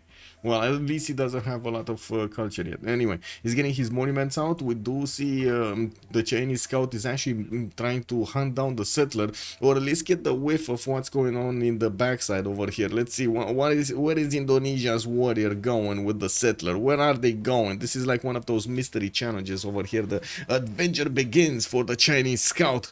He needs to figure out his opponent's moves. Now we do also have turn 17. We're going to need to take a look at the city-states, and of course we're going to need to see if any of the players are actually going to try to take over city-states. I didn't see anyone building boats yet, so I wouldn't really say they're going for it. Hey, look at that! I said no boats, and I see England getting a boat. Well. Let's actually see if this is going to actually go anywhere useful. With the city-state screen, we do have Cinquetti, Nazca, Candy, and La Venta for the religious bonuses. I do see also Zanzibar coming in for the trade bonuses. We do have Preslav with a cat for the military, Antananarivo for culture, Taruga and Geneva for the science bonuses, Zanzibar 1 for the trades. But wasn't Zanzibar takeable? Yeah, it's here, so maybe some binaries are just gonna come out from Phoenicia, and they're gonna go and do the boom boom to Zanzibar. I'm pretty sure there's gonna be some boom boom going on there. We do have binaries already coming out from the city of Tyre, and I think you know where they're going. Zeus Rushing coming for China. Oh man, he does need to get something over there to help him out. We do have Cardiff and Brussels also for the industry available for them. Antananarivo, one single science, one single culture city-state in the game. It's in the desert southeast. Doesn't like his spawn. It is what it is. He's kind of a sad panda over here. And that sounds like that looks like Australia. Doesn't it look a little bit like Australia? Oh, anyway, a little bit, just a little bit. We do have Rome over here also sending his third city towards the north. That's in the direction of England, and of course they will probably set up those trade routes later on. I guess the question is, will actually England get to pillage those trade routes, or they're gonna be fine? Rome already has the road connected. Shouldn't be a problem to get to move units between the two cities. And I do see a warrior that's arriving next to Liverpool's borders. That means he saw where Elizabeth is. Where is she living? Where is she staying? So we'll see if he's actually going to gather some more forces here, muster his strength, and get those units to Liverpool. Let's see. Do we have Mapuche going bronze? Woo! We got Mapuche going bronze. Well, let's see if China is going to manage to withstand this attack. He's going for his archery, getting his craftsmanship out. And I do see Sohka over here is also going to get his bronze working out in 2 turns on the north side of Mapuche. We do have some more pantheons being chosen. City Patron Goddess, for example, for France, which is going to get a 40% off towards a district, the first district in a city. Not bad as a bonus. Has the possibility to also go Temple of Artemis, which is not going to be that bad, but not amazing either. Like there's going to be like 1, 2, 3, 4, 5 tiles. Yeah, that's pretty good. That's pretty good. No, not that bad. Not that bad. Anyway, more cities in the south. Not a problem to settle north. Also possible at Tebenaki City northwest. We'll see what is he going to choose to do over here. South Indonesia. Where is he? So he did place Surabaya on that 2-1 base. He does have God of the Sea as a pantheon, getting his monuments out. And the question I have, is he going horseback riding? Because if he's going horseback riding, we might have China over here in a bit too much of trouble to actually keep his borders, right? And both of them, as you can see, are going for archery. Tearty going for archery, Yogdrael going for archery, while Sohka over there in the north is going to try to get something done to hold Mapuche, or at least take away his attention there. No pantheon yet for China. Dido. No pantheon for Dido. Second by him on the way. Ding ding. We do have Elizabeth, God of War and Plunder. 1 extra point of animals on his harbors. And I gotta say, I do have no scientist with, you know, like no Hypatia. There's no Hypatia here. In the animal screen, we do have the free melee one. Trung Truck permanently reduces. That's not gonna be a good general, but I'm pretty sure both Mapuche and Captain de Medici are still gonna try to actually get the generals anyway. I do see Rome is going to deviate a little bit from his units to go for irrigation here, and we do have him just standing with a builder to weigh the improvements for the spices. Can you imagine? Can you imagine how much he drooled over here on those spices? Bobnotarobot definitely didn't want to go to war without a full belly.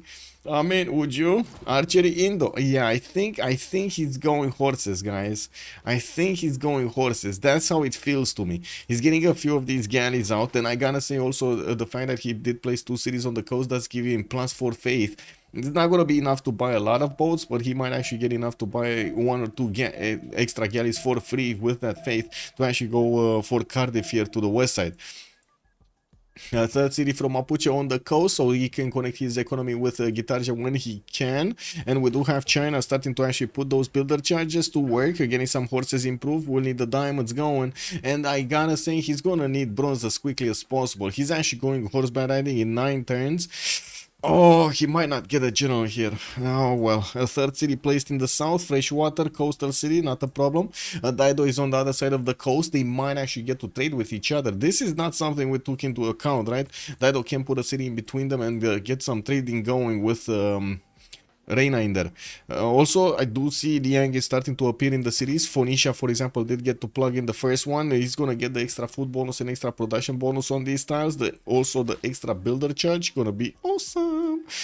We do have England also. Wait a second, he's going harbors, right? Yeah, he's going. Wait a second, Celestial Navigation in 7 turns. Whoa, it's gonna be boosted next turn by Dido. He did get his boost from the improving the 2 resources, while Elizabeth didn't build a single builder to actually improve these. Fourth city out from Rome, finishing his campuses. We do have Rome on 9 science, 9 culture versus Caillak 6 and 5. And I do see he's on 24 points of production only. Gotta say, he will need to get that extra population going, because this is not how it should be. A lot more needs to be acquired. Now we do have in the north also England not managing to get a Pantheon. Okay, wow. Triple encampment set up from France. Triple encampment set up from France. I mean, this. If this is not commitment, I don't know what is. Triple encampment setup.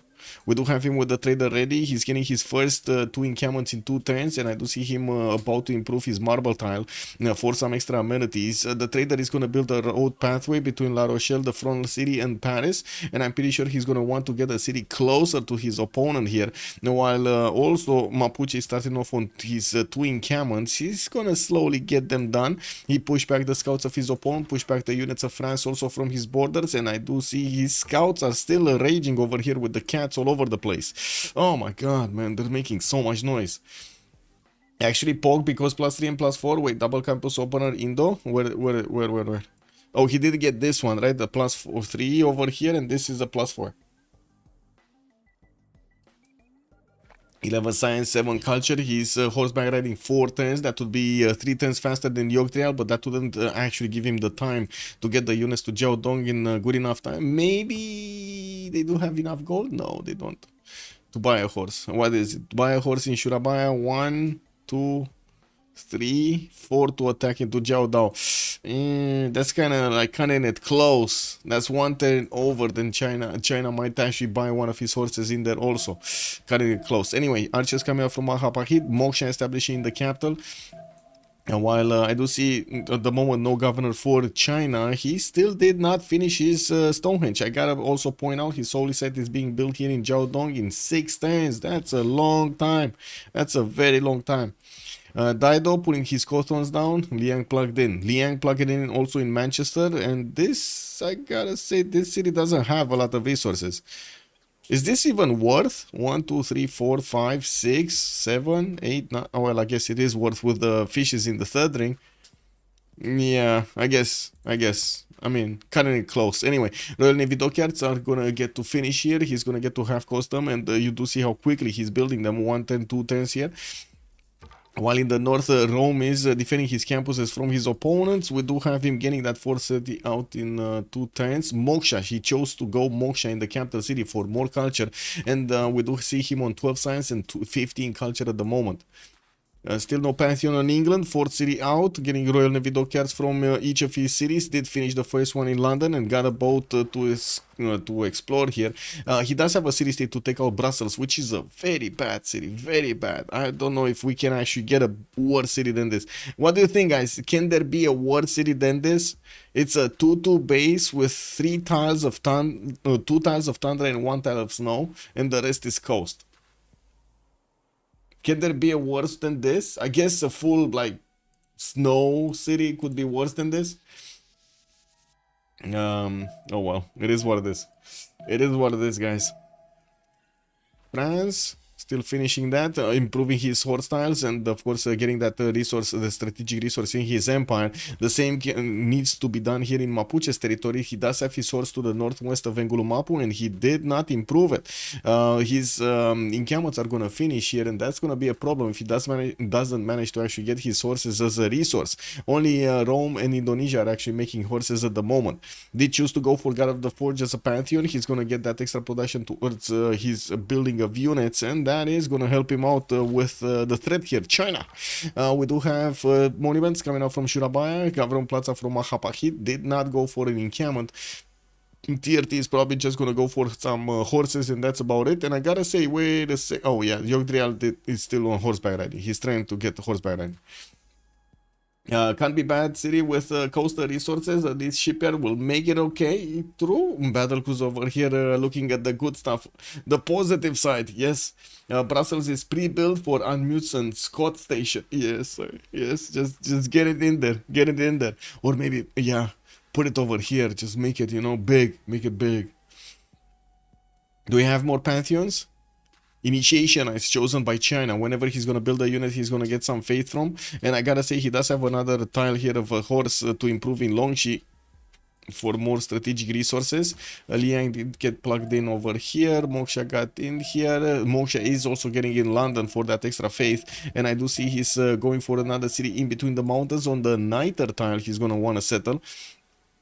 Getting a few more builders to improve his cities. While we're getting very close to the next era, we're going to need to take a look at the era score getting acquired here. And Portouss is 14 out of 19. Oh my god. If wait, he did. That's with the Shemamul? No, that's without. He just got a Shemamul here next to Mamul Mapu and made that 18 out of 19. Very good. Starting on his encampment training project so he can get a general. I gotta say it's France also that's gonna start to acquire quite a few points there.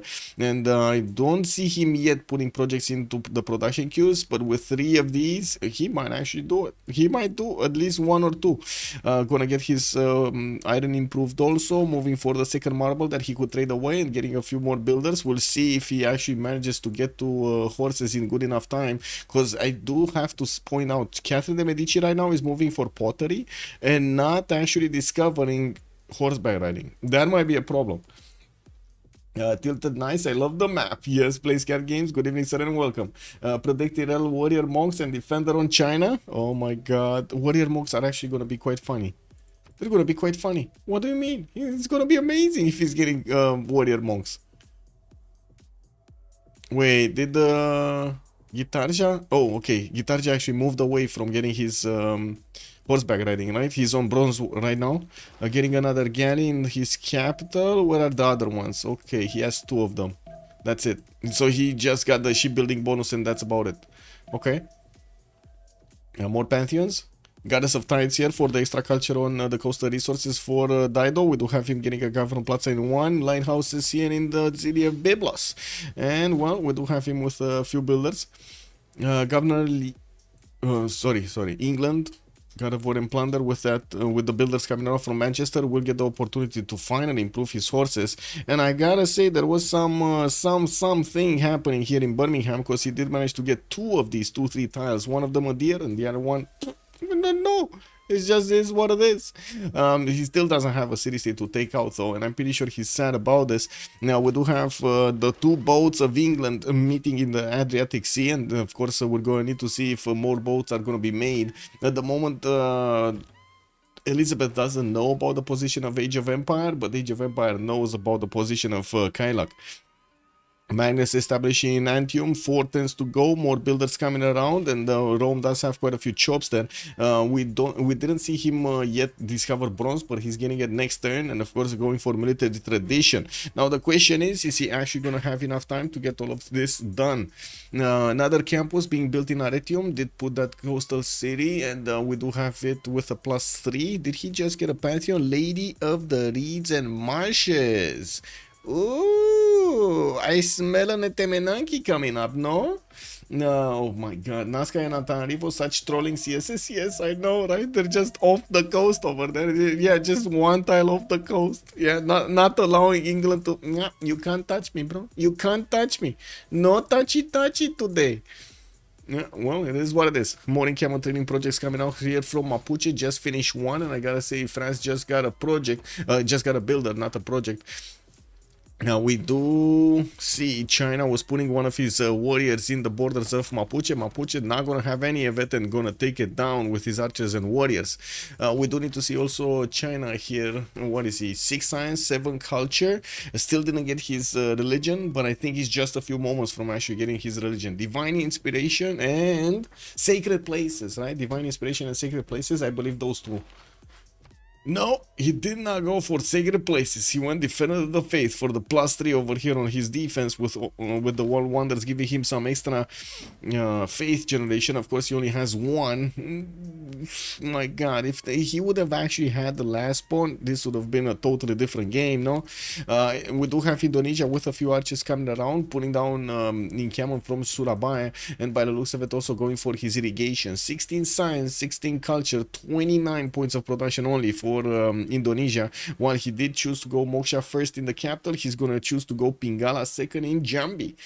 Also, free SketchUp, good evening, sir. How many continents do we have in this map? It should be like 4 continents or 5.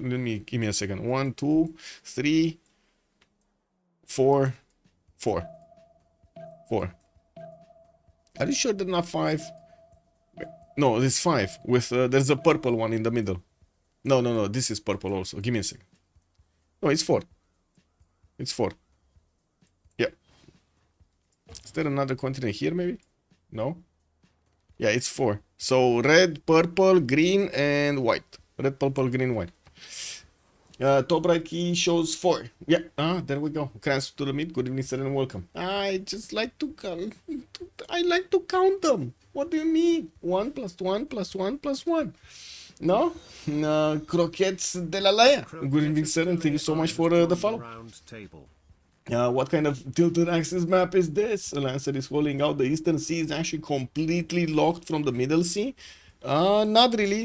They have like a one-tile passageway over here in the north where they could get a massive navy through. We're going to need to see if that's actually going to happen. Continental amount of players map dedicated is have to. Yeah. Well, I do see Phoenicia did put his improvements on Governor Liang, and already we do see the extra food and extra production showing up here. We do have England, Elizabeth getting Pingala in the capital. He actually moved out Liang from there towards the city of Birmingham now. Interesting. Well, I guess he's going to get that city with the bonuses. Why though? The city is worse, no? In resources, 1, 2, 3, 4, 5, 6, 7, 8, 9, 8 actually. That's it? Okay. I wouldn't really say his capital was that booming either, but it is what it is now. Now, we do need to see Mapuche here. He did get his general, Trung Track. We got in the tech side, Mapuche 3 turns out from horseback riding. Yogdrael just got horses next turn. And Tearty is going for his currency, building up Warlord's Throne in 5 turns from Mahapahit. Looks like Indonesia is getting up for war, guys. Finishing his encampment next turn. We do have France also making projects. He will recruit at least 1 general. And I gotta say, Rome also wants a general. Rome wants a general. He's getting the chops going. Next turn, Magnus is getting plugged in, activated. This is basically exactly, you know, like in StarCraft. You get big ship, it starts talking to you. Battle cruiser active, you know, like something like that. Anyway, East equals right. Yes, East is basically right. Yes. Hunter, good evening, sir. The EC. Right. Kick. This one has the same, right? I guess it's a one-tile passageway that you can build a canal on. But yeah, oh my God, yes, you're right. It is actually locked off. You're right. I was thinking middle and west. I'm sorry, my bad over here. Totally my fault. Confused them. Is everybody gonna get their golden ages? 19, 22, 20, 24, 22, 26, 30, and 24. It's fine with the golden ages. The CS trolled him. Yes, he decided to troll us going Pingala, not Liang. Yeah, basically. Getting Government Plaza in Manchester here. What do we have here? Warriors coming around from China. Why is he building warriors? Is he actually gonna go for swordsman here? Well, he will have a lot of forces on him from both nations, and of course we're going to need to see France over here from the north if he's actually gonna go more than actually picking up a general, and maybe even get some units against his opponent there. Did he not pick up a general? Oh, now he picked up the general, and he made the projects for it. Wait a second. Rome? Oh, Rome, we didn't get to the turn. Okay, now is the time. Now is the moment of truth, guys. France just got a general. We got Indonesia with a general in 4 turns. He does need a chop. He needs at least a chop, if not even 2 chops. And his builders cannot do it next turn. Okay. The question is, France is going to get another encampment training project next turn. And that means we're not going to have a general on Indonesia. I don't think Indonesia is going to get a general here. And Sasu, bonsoir monsieur, bienvenue. Also, race for Zen on both Englands with discounted holy sites. Yes. I see, and Sasu comes in to show us the cucumber, the big juicy cucumber. Very nice. Oh my God. Actually, we're getting into the cucumber season over here, no? How do you call in English muraturi? Does anybody know? Do we have any Romanian here? Oh, wait a second. How do you call this? Translate. Like, I don't know if you guys have this. No, you call them pickles? What? You actually isn't pickles basically cucumbers or smaller cucumbers? Like if I search pickles, yeah, it gives me this. So look, if I actually search this, it gives me this. But this is not in Romania what it is. Or I guess it is like this. Let me see. Oh wait, you don't see it. Gherkins. Good evening, sir. Yorkshire Bear. Hello there, sir. Wanted to show you this basically. Don't you have this? You don't do this, Muraturi? We call them. I don't know how to call them in English. Maybe you know. Maybe you know. How do you call these in English? Like these jars with stuff. Pickles are using cucumbers, but pickling is anything set. Oh, I see. Aclitian. Good evening, sir. So it's just basically most of the pickle stuff is pickles, cucumbers. So yeah, I see. Yeah, pickled vegetables. Yeah, okay. Pickled vegetables. That's the correct word. Okay, got it. I totally don't understand this bro in Indonesia. He had one job to save and make money, money, and do some horses to defend from China. He has a lot of space. He has the rail dog Mapu taking care with China with 10, but now he's doing warlords. I mean, I think they want to actually finish off China quickly here to focus their energy on France in the north, focus their full energy, but that's still going to be quite hard to go against China. Warlords Throne is going to finish next turn. There are quite a few jobs available for Indonesia, and I do have to point out, it's not like China actually had time to get his own general. He does have his +3 on the defense because of his religion, but that's about it, right? He's also gonna have, if I'm not mistaken, the Crouching Tiger, which is a very strong unit.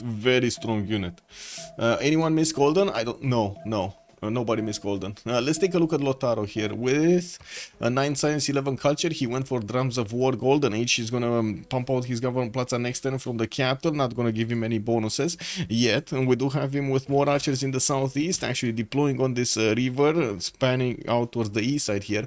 And looking at this, he's going for ironworking with military tradition. He doesn't have horses improved. Now he's gonna get them. And he only has a single horse style to work with.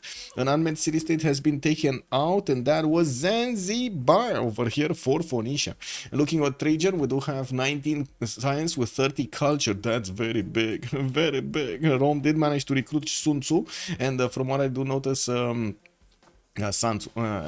we do have him with a possibility to go Liverpool, Bradford, Manchester. There is a single warrior defending Liverpool. How is he gonna get this going? I don't know, man. Maybe this guy has like a magical bat or something. Can you imagine the magical bat of the English warrior over here?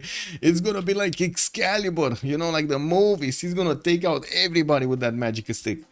They probably want England and Rome to make the money. Well, I mean, they're gonna get the money anyway. I do see Reina being plugged in Arretium here for Rome, and we do have them only on 10 gold at 10. I guess they're not up there yet, but Jules is on 33, so you know he's doing better. We do have a 5th settler and a 6th one coming out from Rome and Antium, and well, at the moment, no units to actually go against England towards the south. Age of Empire, 14 science, 28 culture, 33 gold at 10, 48 points of production, 4 series strong with still a lot of jobs. He's waiting for his feudalism timing to actually get everything going. Putting Moksha in the capital, Magnus second city Plymouth, and well, at the moment he was searching for a city state to take out. Does he know about Brussels? He doesn't know about Brussels. Okay, he didn't find out about Brussels. Not saying that's a very good city, but at least it's an easy city that he can take out with his boats. Gitarja, 29 science, 27 culture.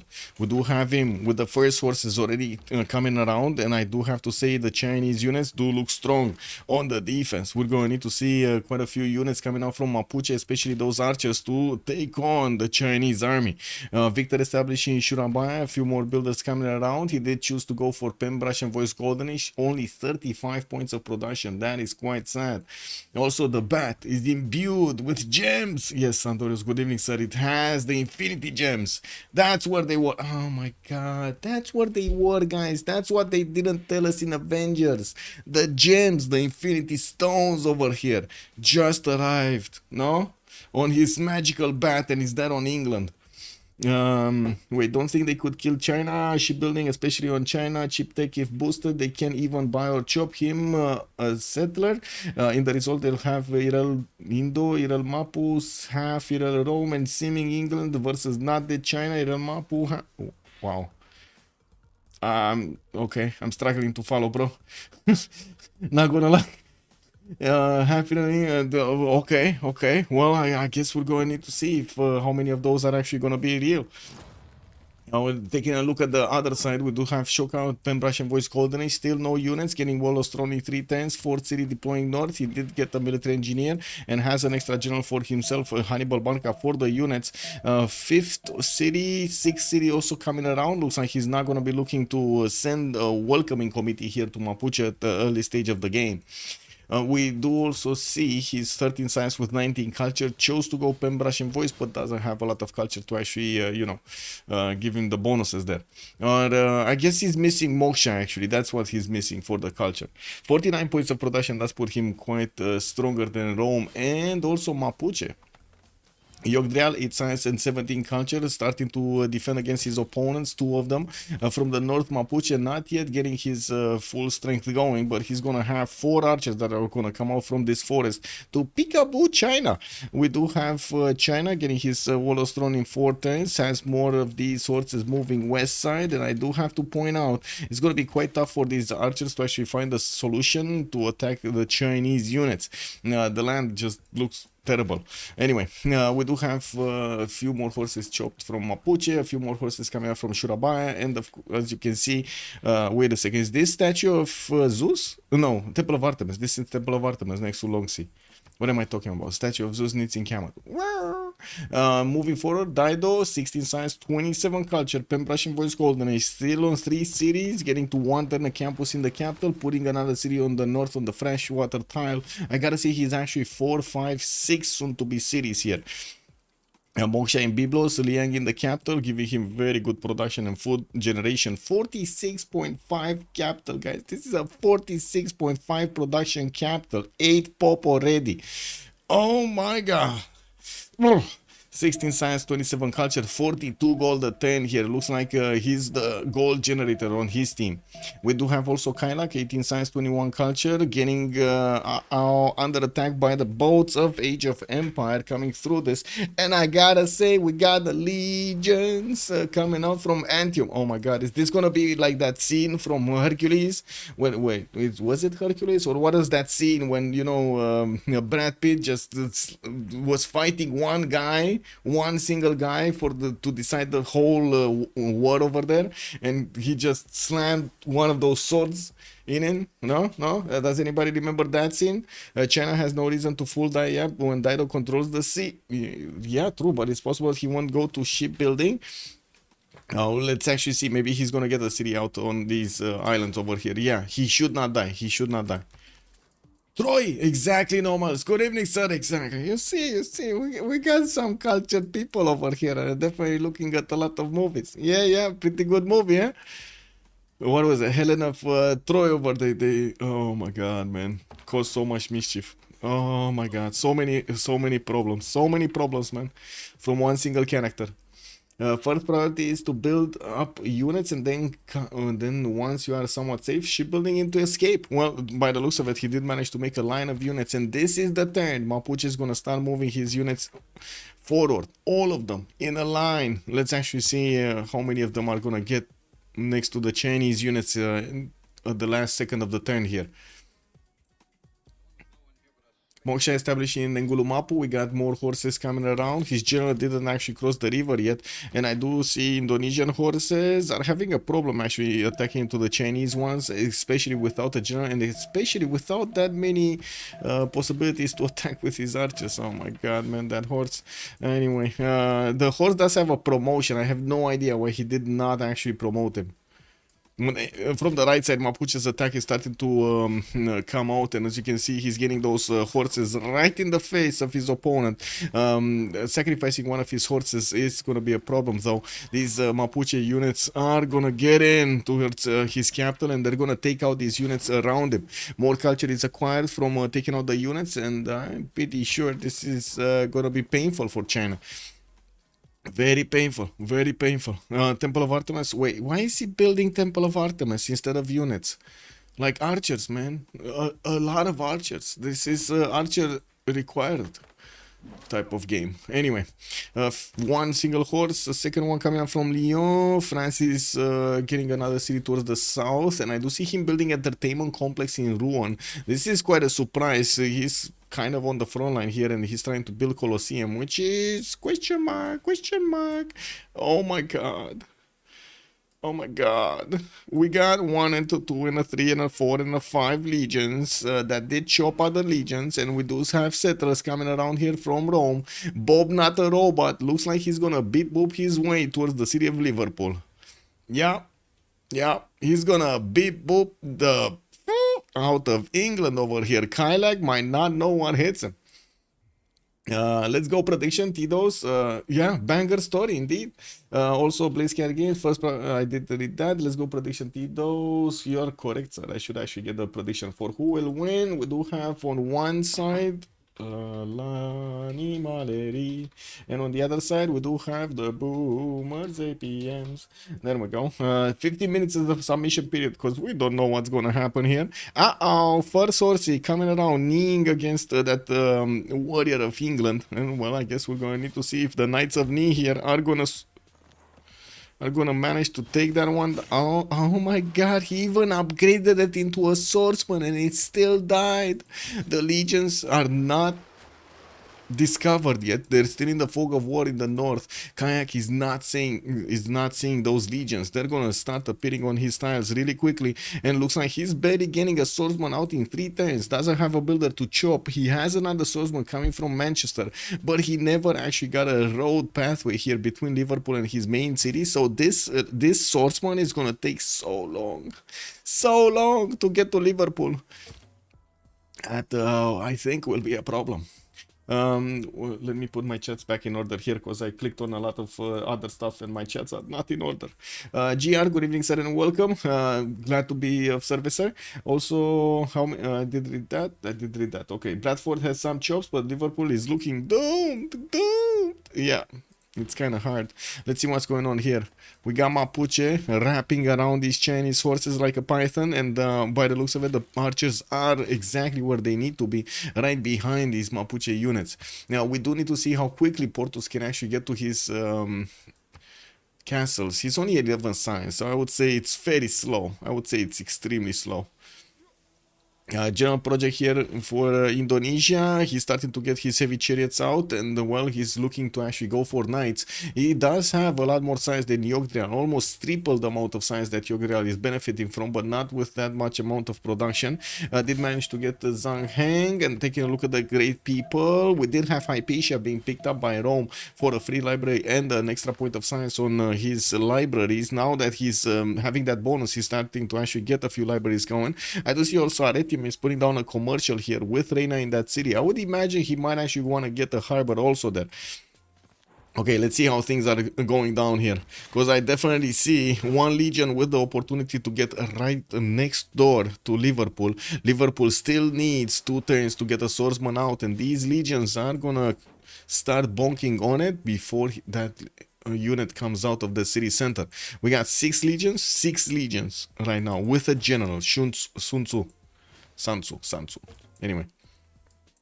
Bradford has I expected to see long GDR game with 2 corners of Viral, but players decided to finish it fast.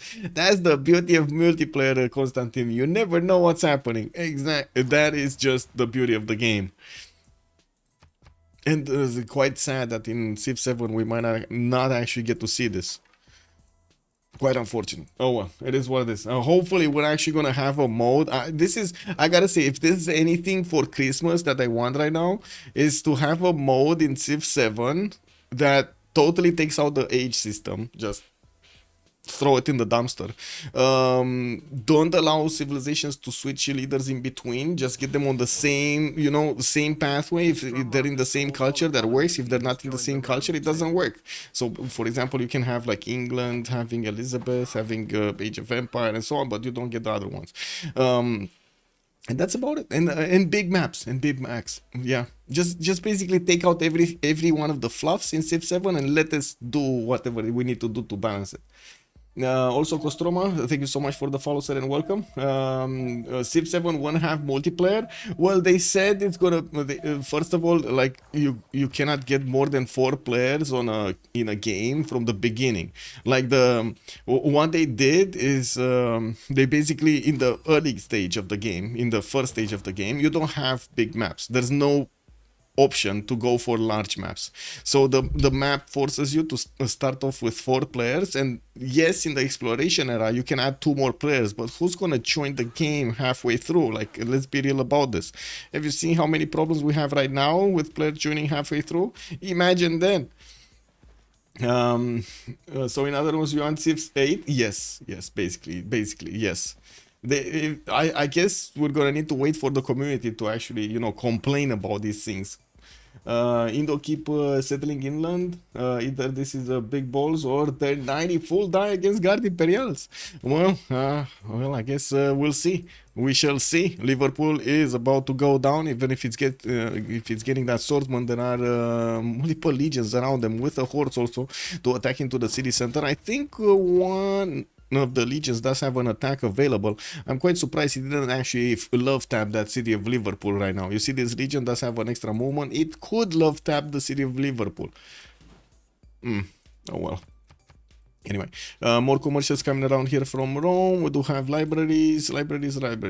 More science. What is France doing? He's also trying to get Temple of Artemis. Wait a second. They're just moving Temple of Artemis from one side to the other. Sure.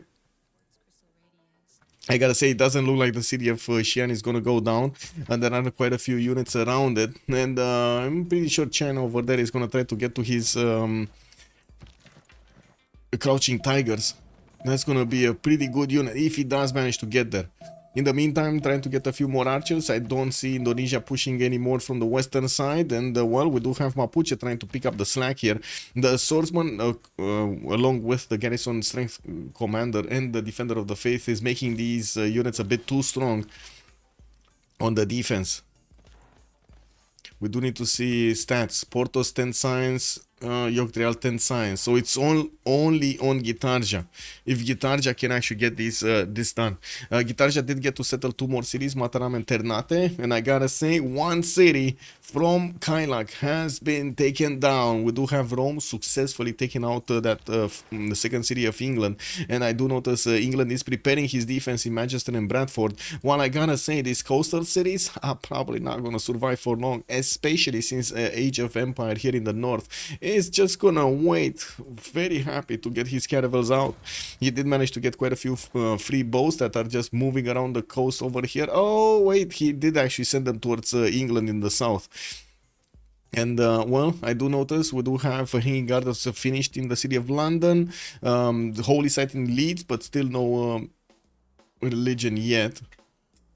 He did choose to go for religious settlements. We didn't talk about this bonus, by the way. We didn't see this bonus. Religious settlements.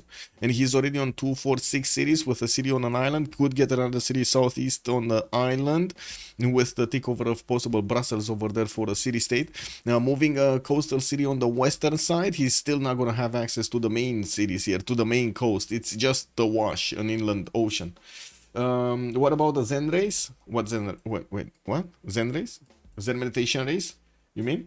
I think it's gonna be picked up by England. Also, Saps, no need for Civ 7. Yeah, basically. We already have our own Civ 6. Yeah, basically, yeah. Pharisees don't care about small multiplayer community, just enough to look at comms under their posts and see that all people want to see is their favorite leaders or nations, nothing more. I mean, to be honest, in this day and era, unless YouTube and Facebook and whatever, Instagram, whatever machines are not going to take out the bots, we have no idea which one of those comments is actually real. That's, I think, the biggest problem with YouTube right now. You have no idea which are the comments that are true or not. I don't know if you guys saw what happened in Romania, but our elections basically got snapped in half by the social media, and it's not only TikTok. They found out that it could happen on YouTube, it could happen on Google, it could happen on Facebook, Instagram, everywhere. Hello, you beautiful people. Jargonat, hello there, sir, and welcome. Good evening. Yeah, France just left China to die. I mean, France did send a few horses to Ngulumapu, and it looks like Mapuche is putting some defensive units there. Portouss was getting a, how to say, a settler out, and I do see Indonesia did put a few coastal units, I guess, galleys over there. I was thinking maybe he has somebody to go against, but there is no coastal city from France. Yeah, we do have also Mapuche getting his horse inside of the borders of China, so he can take out that Wallace Throne and the Gavron Plaza. I guess he will have the opportunity to do some more damage here, but he's closely followed by other Chinese units. Yeah, we do have a few more of these units here, a few more archers coming around, but they're not doing enough. They're not doing enough. Yeah, oh well. The city of Xi'an did manage to get the walls, and that's going to be a bit too tough to actually go through, especially without a catapult to make it work. Anyway, Mapuche is still going to have the extra +5 against France here, even if he doesn't have a general.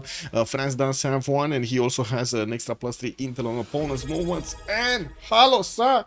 Thank you so much for the tier 2. Thank you, sir. Zero Sar retained his knighthood for 24 months. Recap? You want a recap? Not looking good? It's saying, yeah, BlazeCat Games is saying not looking good. Okay, recap, really quickly. So we did have, from the beginning of the game, the players started to actually find their footing on the map, getting their second and third cities out. China did manage to get a religion and found out quite early that he's going to need to take on Indonesia and Mapuche at the same time here. And looks like he's doing okay-ish right now. With Defender of the Faith, he's doing okay.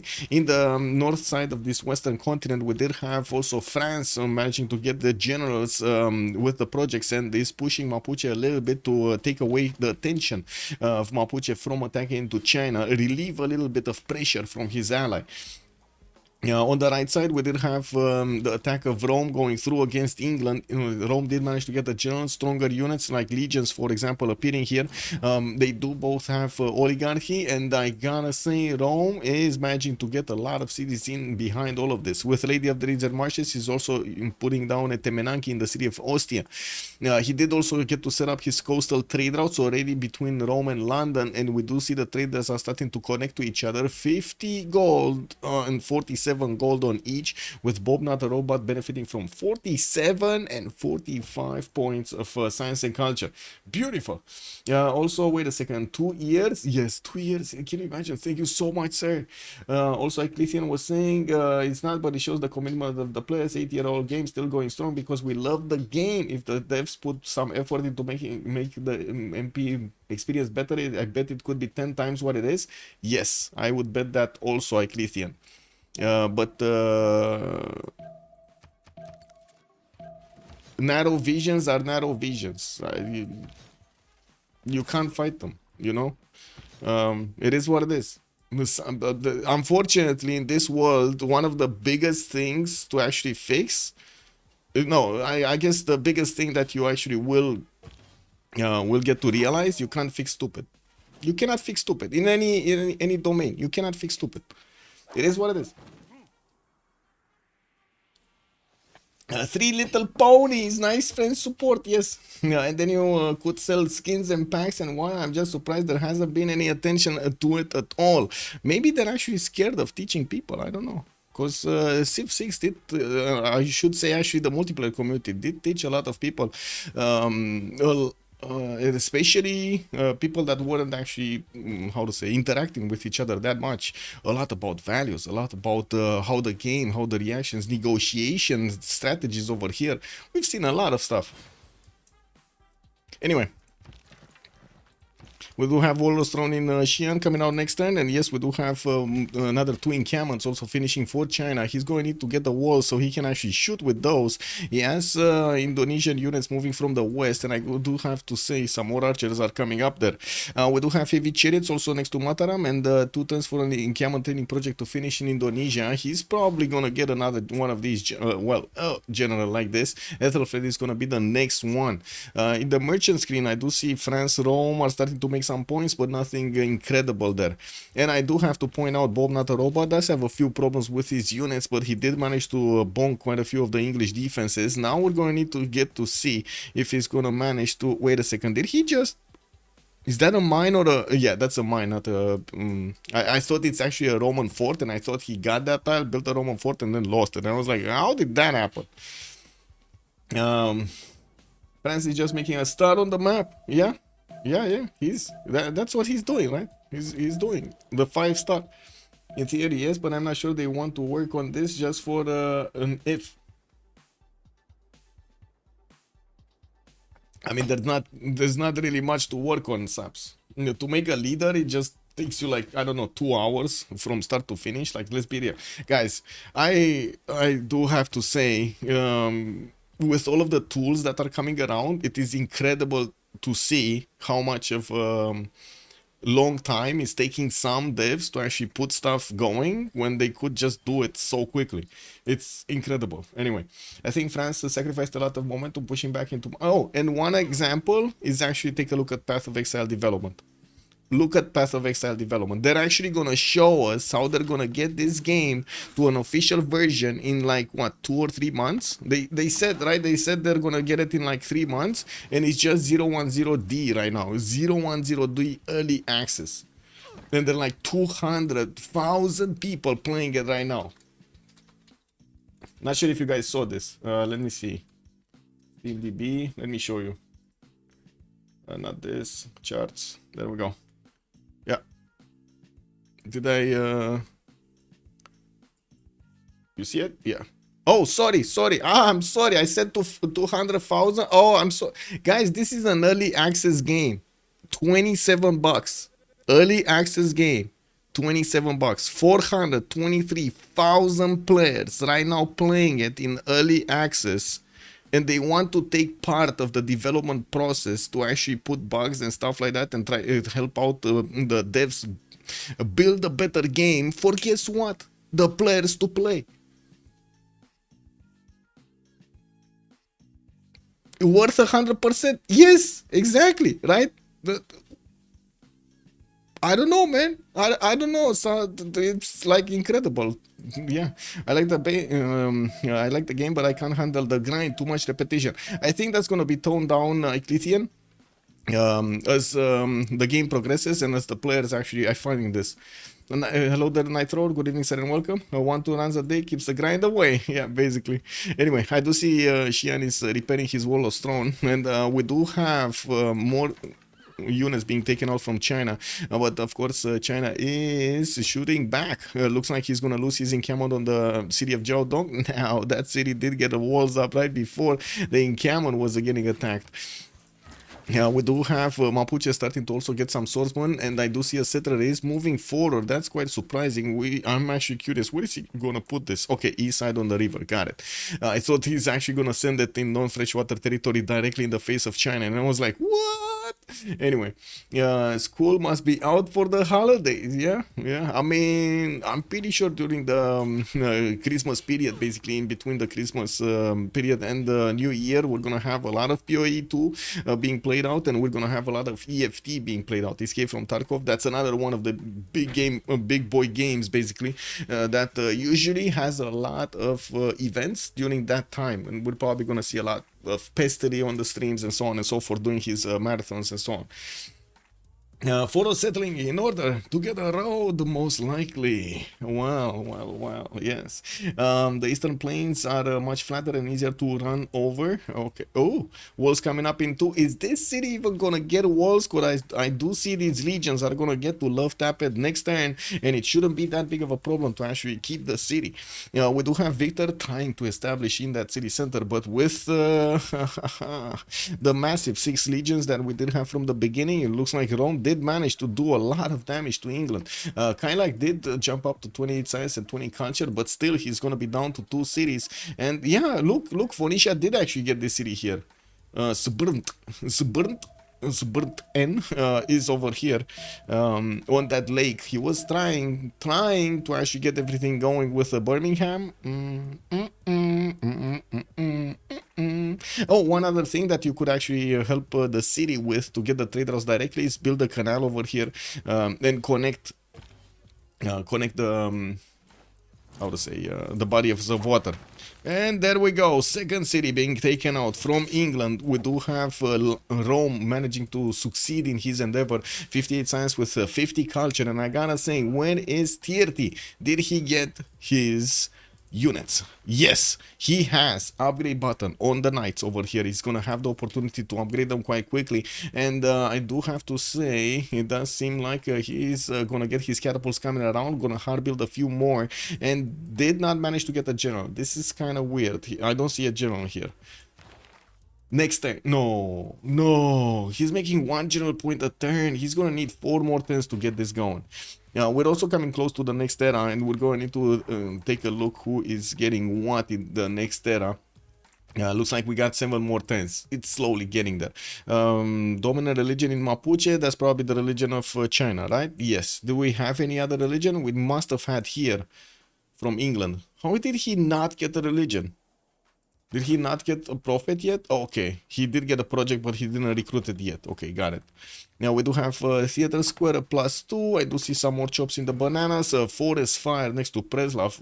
That's a juicy city to take. And I gotta say, Ostia did put down a Temenaki earlier in the Roman cities. Never actually finished them. Never actually finished it. Poor Sidon's residents, their babies are crying when look down at this waterfall from the end of our flat wall. Dido Heartless making children cry. Yeah.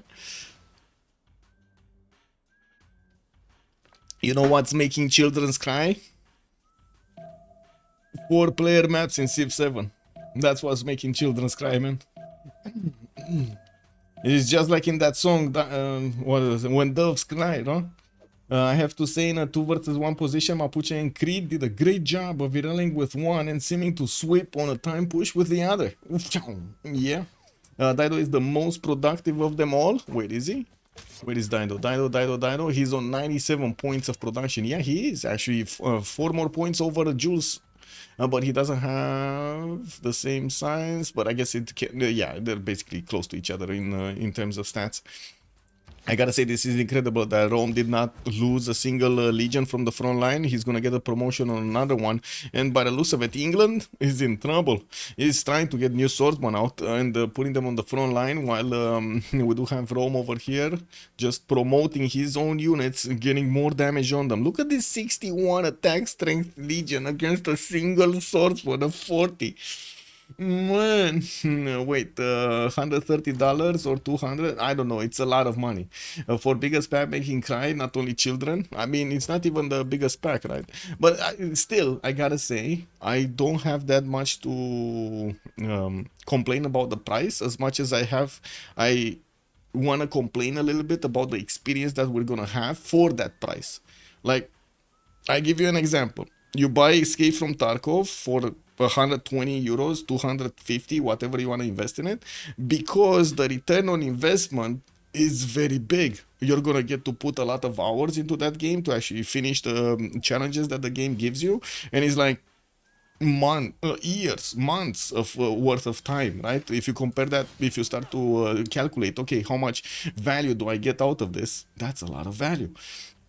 Same with Civ. If I spent how much, 150, whatever it was, Civ6, right? $150 or something, all of the packs, all of the expansion packs, everything. I don't remember, but it's probably around 150 and 200. Imagine I played 12,000 hours. That's a very good return on investment, don't you think? That's a very good return on investment. I do have to say I also streamed, so that actually adds a little bit more value to it. So yeah,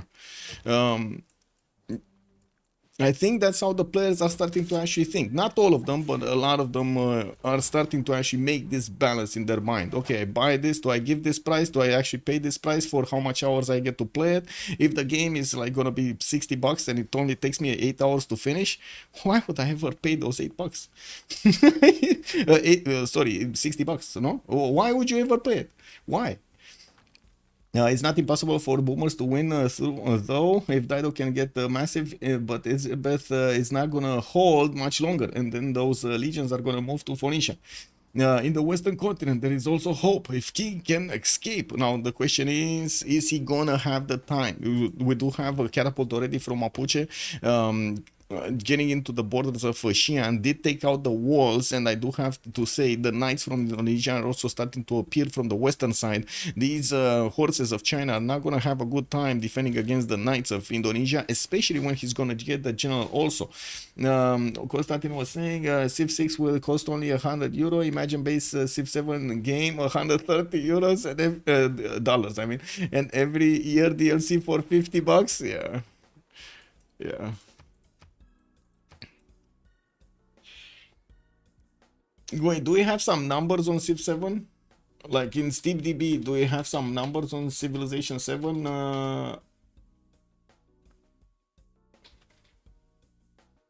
What is it?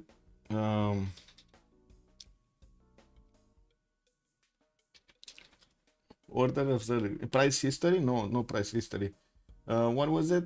Not pre-purchase. There was something last week orders or something.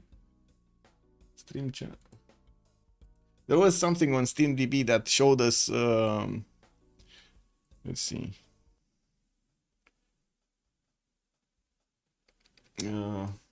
Sold last week. Sold. I forgot where this is. Like we can actually take a look. You know, like how many of them are actually getting. Croques de la Liaya, good evening, sir, and welcome. Minimum gonna be 60 or 70, like every other game nowadays. What do you, wait. I need to put up Path of Exile again. What do I mean, whatever game? It's only predatory games that are doing this, no? Look at this. I don't know what you're talking about. Every other game, Counter-Strike 2, it's $10 or something, $5, or even. Isn't it even like free? Path of Exile 2, $27, most played, 418. Dota 2, free. Marvel Rivals, oh my god, so many players are playing it. Banana Rust, is there in? I guess it's GTA 5, which is still there. That's 100 or something. Baldur's Gate is also 100 something. Banana is PUBG is what, 60 or 50? I don't know if there's any game over here over 100. Is there? Lost Ark maybe?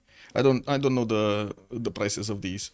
But anyway, underestimated and overestimated injuries. Yeah. Well, this is what I wanted to show. Path of Exile, man, just came out, early access, $27. Boom, 400 players. Easy peasy, man. Half a million players. Incredible. Easy peasy.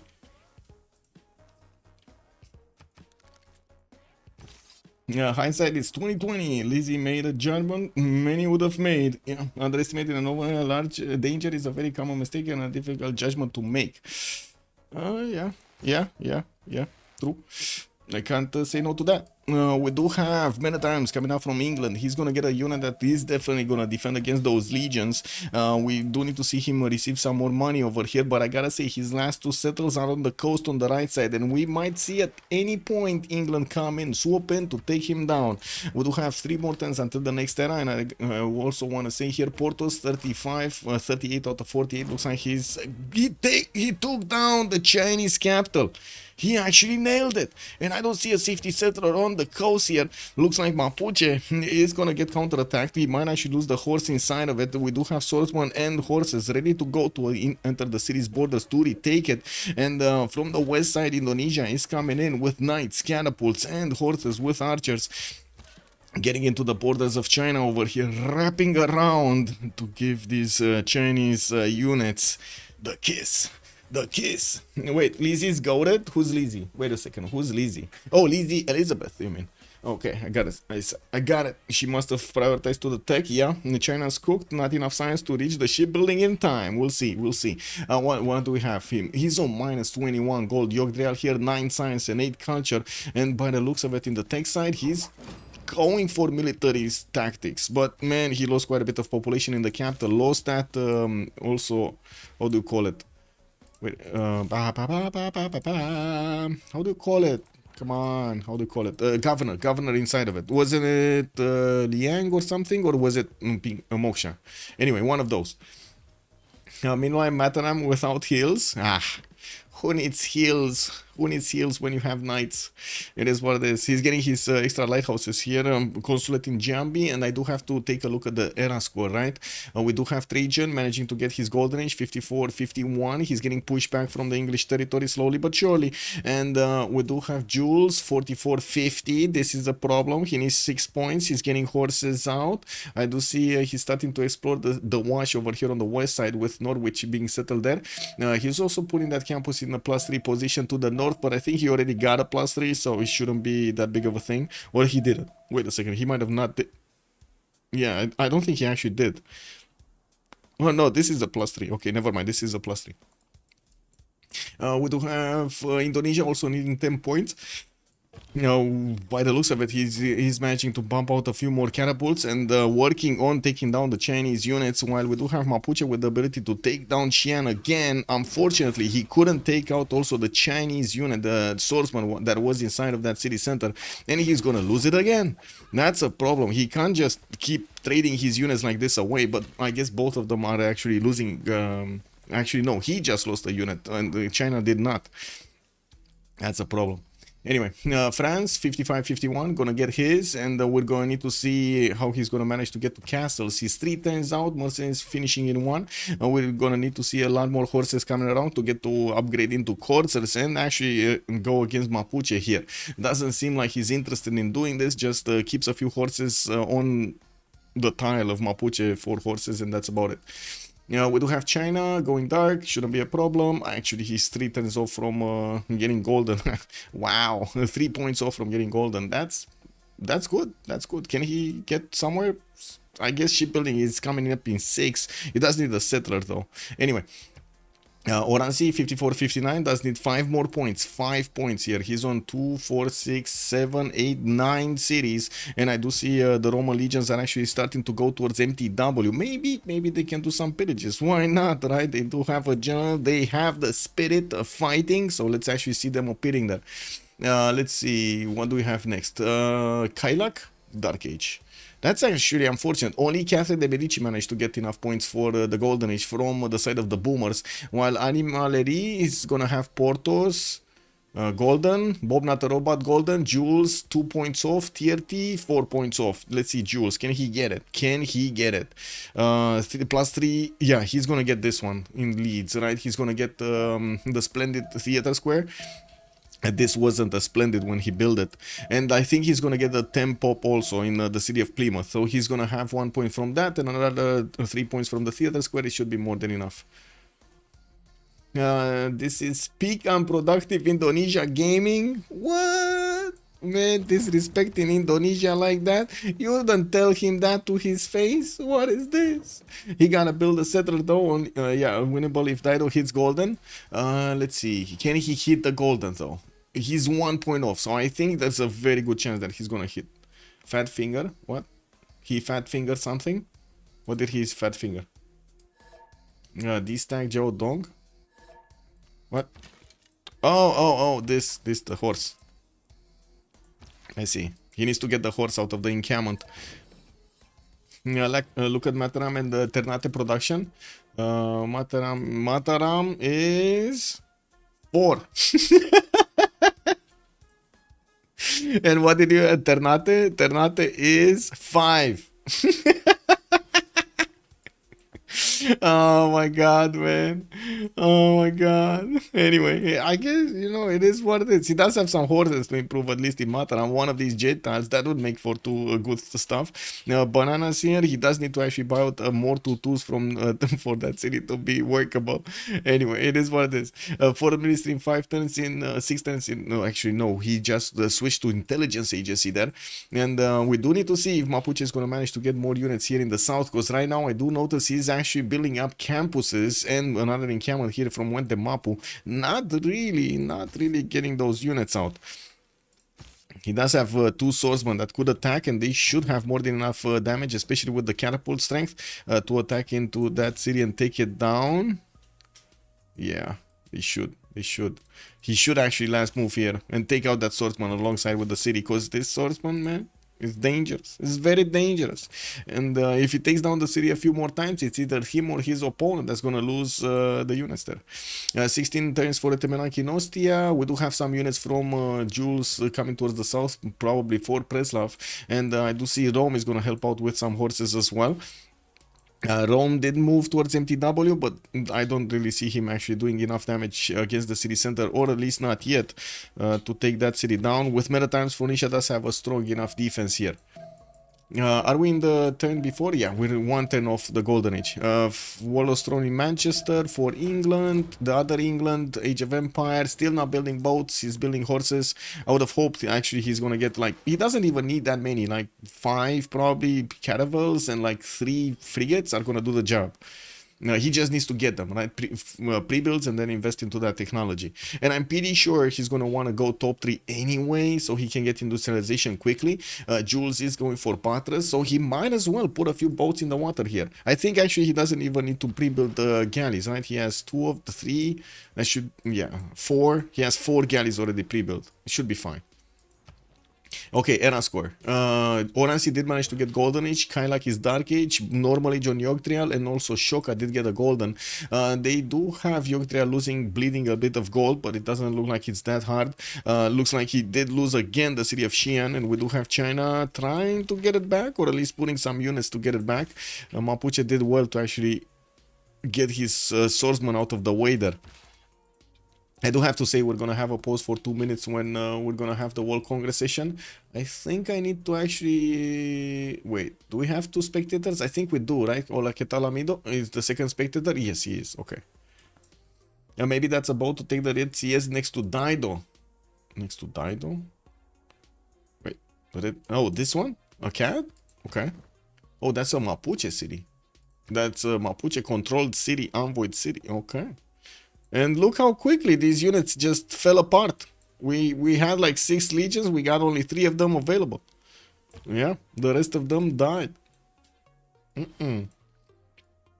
What's the religion of England though? He did manage to get a religion. That's TikTok.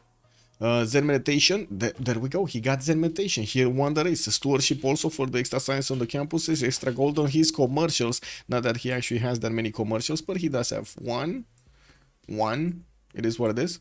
While Aretium is still 6 pop, he's actually going to need the 7th for the harbor, and the Temeranki is going to soon giving some bonuses here. He does need to improve quite a few of those tiles, invest a little bit more into this, and I gotta say, they actually have the gold. L'Animalerie does have a lot of gold per turn. 100 on Jules and 90 something on Rome. Let me actually get this going, and we're going to have that pause of 2 minutes. Oh, what pause? They GG'd the game! Throughout the ages. They GG'd the game. We did have Rome punching down Elizabeth as hard as he could, took down 2 cities away from him. On the other side, Mapuche came in with the horses, going against his opponent China, took out the capital with the help of Indonesia from the western side, which was just giving him a big hug of a python over there. It was just... And then on the other side, we did have so much gold coming around from their coastal civilizations, from the navals, with the trade routes starting to get to connect to each other. The gold was going everywhere. 86 on Bobnotarobot, Jules on 100. They GG'd. Well played. Well, Caillak over there, the Boomers unfortunately lost their first game out of this best of 3 series, and we do need to actually take a look at the thing. Give me a second. Getting into the CivFR. What's this? Why am I getting picked? Oh, what's this? Oh, wait. Oh, if you wanna, yeah. Give me a second, let's put it through Google Translate over here to be sure about it. But I'm pretty sure they're talking about that anybody can stream. Like, it's one slot in game, but anybody can actually stream the finals that are starting tomorrow between Freightos de la Vega and D-Shark, the Sharks. Let's actually get into the same channels here. One sec.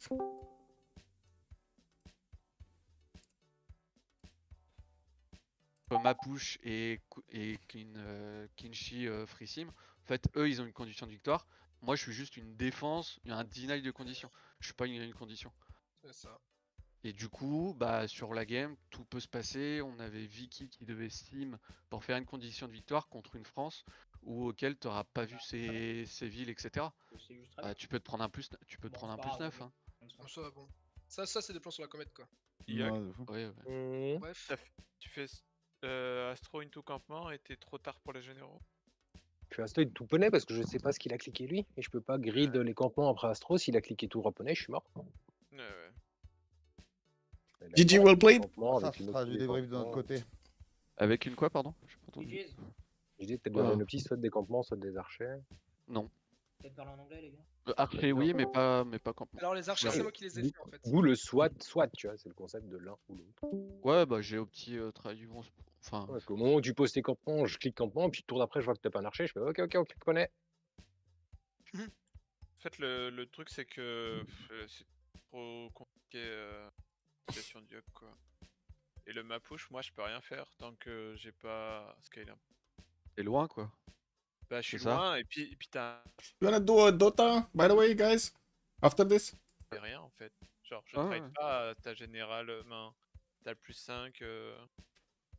C'est des poneys, quoi. Bah, le général, il est resté en bas parce que je me suis dit en plus, plus la défense, ça tombe pas, quoi. Oui, hein. Non, mais là, à gauche. Oh, never mind. Sorry, I got a CPL meeting to get to. Sur la place de gouffre, peut-être que je passe, mais parce que ça et que je m'irai les. C'est vrai qu'en défense, si ça passe pas, quoi. C'est ça. Non, bah... Oui, non, mais. On espère que l'anglais et la Chine tiennent pour qu'on ait quelque chose dans la game. Tu veux pas faire un vilain push coursier, la France? Bah. Parce que là, dans la game, si tu fais un tout petit peu moins de 6, mais vraiment, c'est pas grand chose. Hein. C'est-à-dire, par exemple, le colon en bas de la Rochelle, à la place du colon, enfin, les deux colons que t'as sortis, je pense qu'à la place, tu fais des pré-builds de cave. En fait, rien que si tu montes en militaire, le Mapuche peut plus juste all-in ton pote. Oui, mais il va mettre silencieux, il va regarder les coursiers, il va leur dire bon alors. La Chine est déjà morte là en fait. Bah oui, non, mais tu peux lui donner du temps parce que tu vois, le colon qui sort dans 3 tours, je sais pas, je pense qu'il y a moyen de faire un truc. Bah je lui. Okay, guys, I'm just gonna stop it here because I see they're gonna keep on talking over there in French. Thank you so much for coming in. Tomorrow, big finals from the CivFR Squadrons. We're gonna have Freightos de la Vega going against D-Shark, and we're gonna need to see who's gonna grab that first victory. We did see tonight L'Animaleri's first game going against the Boomers APMs in D2 in Division 2 from the CivFR Squadrons, and L'Animaleri did get to check the first game off. Let's see in the next ones what's gonna happen. Have a great evening, everybody, and thank you so much for the support of the channel. Much appreciated for the follows, for the subs, and of course your ongoing support over here and questions in the chat. Thank you so much, sirs. And I do hope on YouTube you're gonna throw a like and a sub over there for the channel.